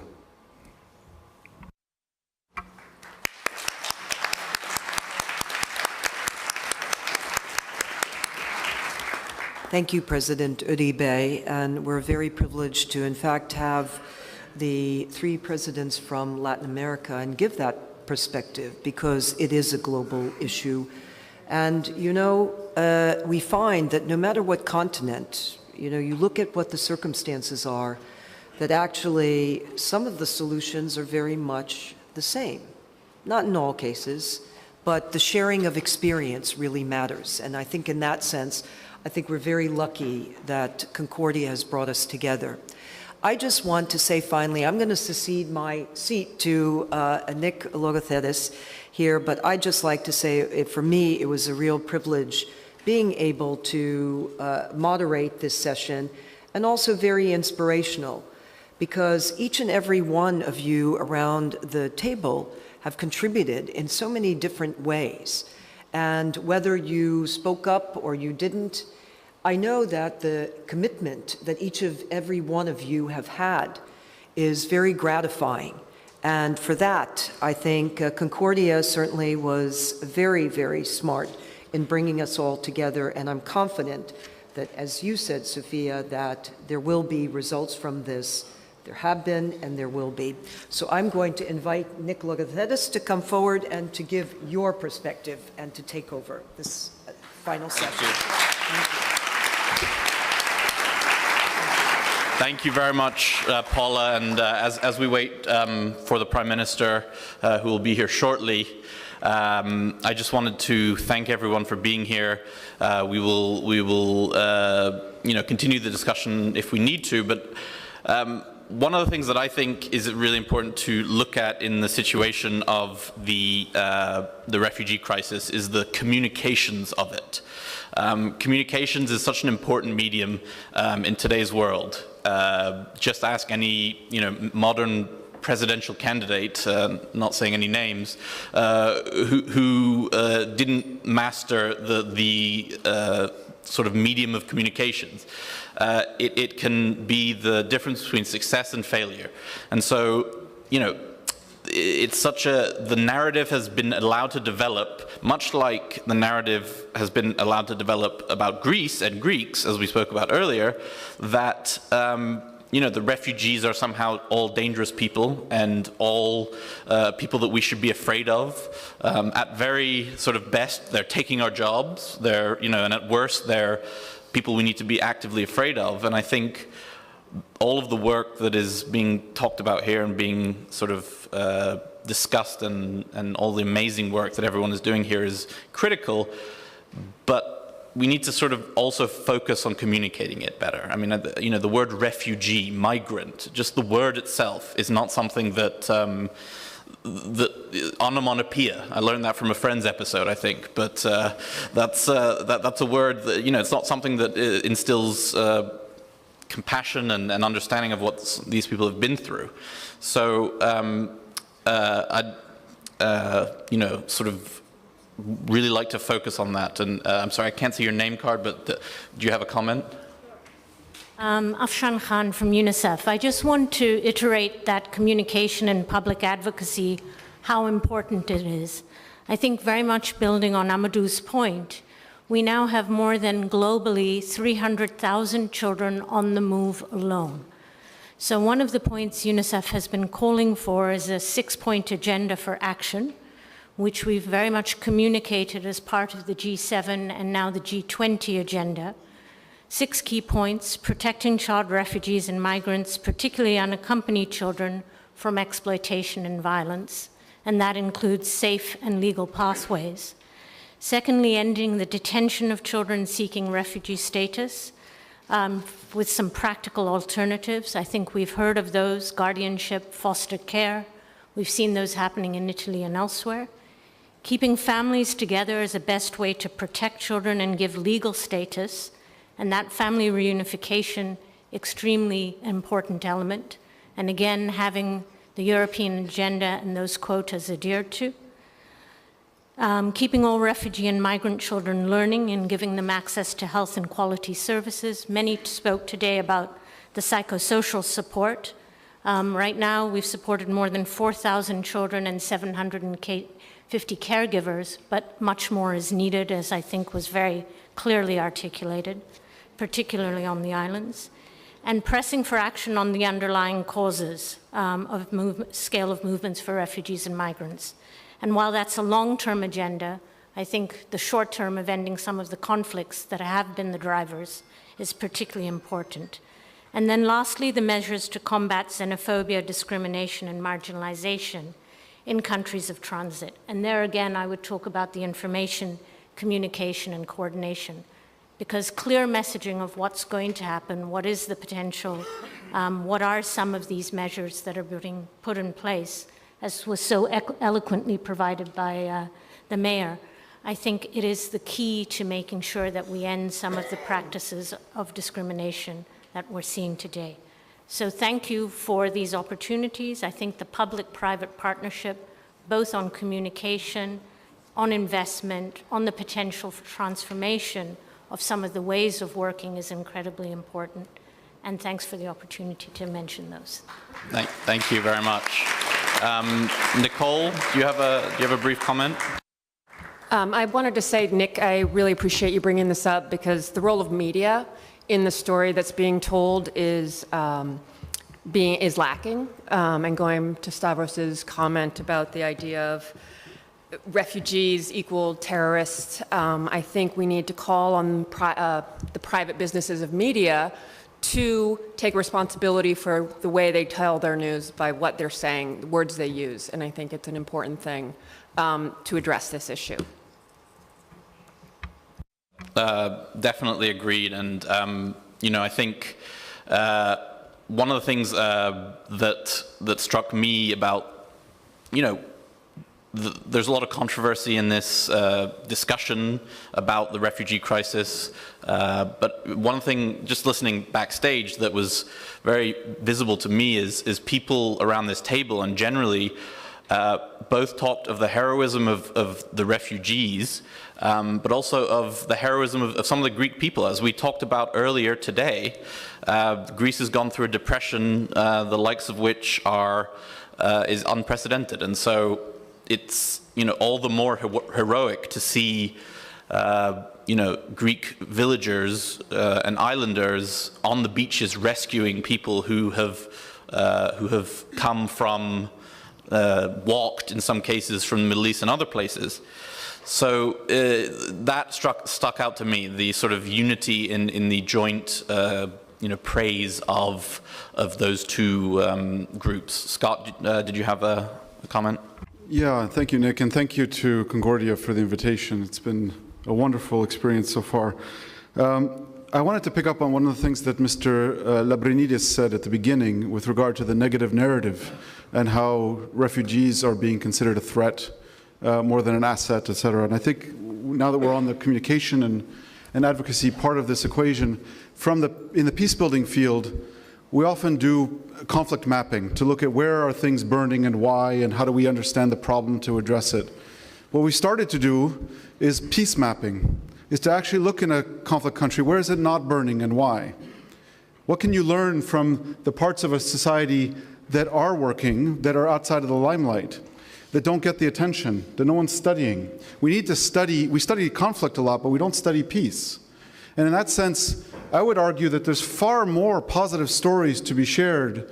And the Airbnb example is just the latest of this type of effort that's getting a lot of profile. But I would say that the refugee crisis has been quite a disappointing event in terms of government leadership, but it's been a tremendous success of personal leadership.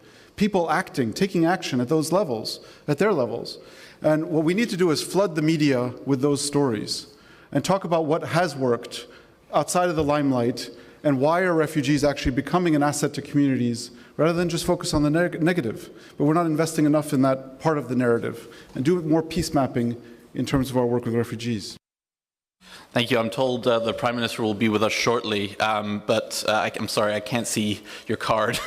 And Natasha Freitas from Needs List. My apologies. No do you have a comment? Yeah, I just want to expand on that, because when we talk about public and private partnerships, we're not just talking about government and corporations, we're talking about civil society and small businesses. So we really need to look to the grassroots and bottoms up and create strong networks and ways of demonstrating who has risen up to take action around this crisis. It's been small businesses, it's been people who've formed grassroots organizations, and how can we make sure that they're here at the table represented as well?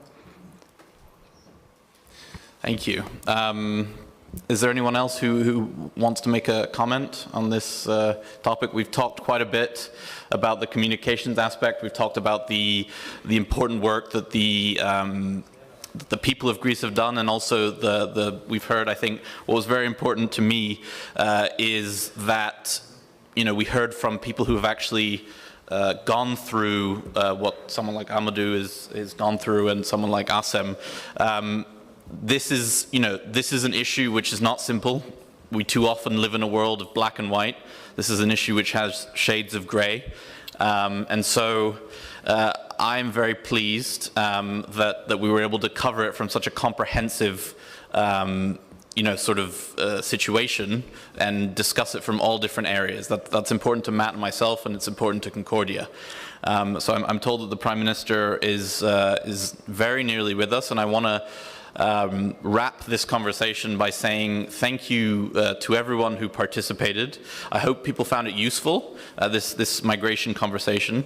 I certainly did, and I hope it really leads to more discussion on the matter, but also more action on the matter. You know, there are a lot of people who this is the first time they've been to Greece. We hope this will not be the last. I thought President Quiroga's comments were very important. This is what we tried to do with Concordia. We tried to sort of bring people who had never been to Greece, I don't know if you've been, but who has not recently been to Greece at least, and you know, sort of encapsulate that very complicated story within the very difficult situations that we're dealing with.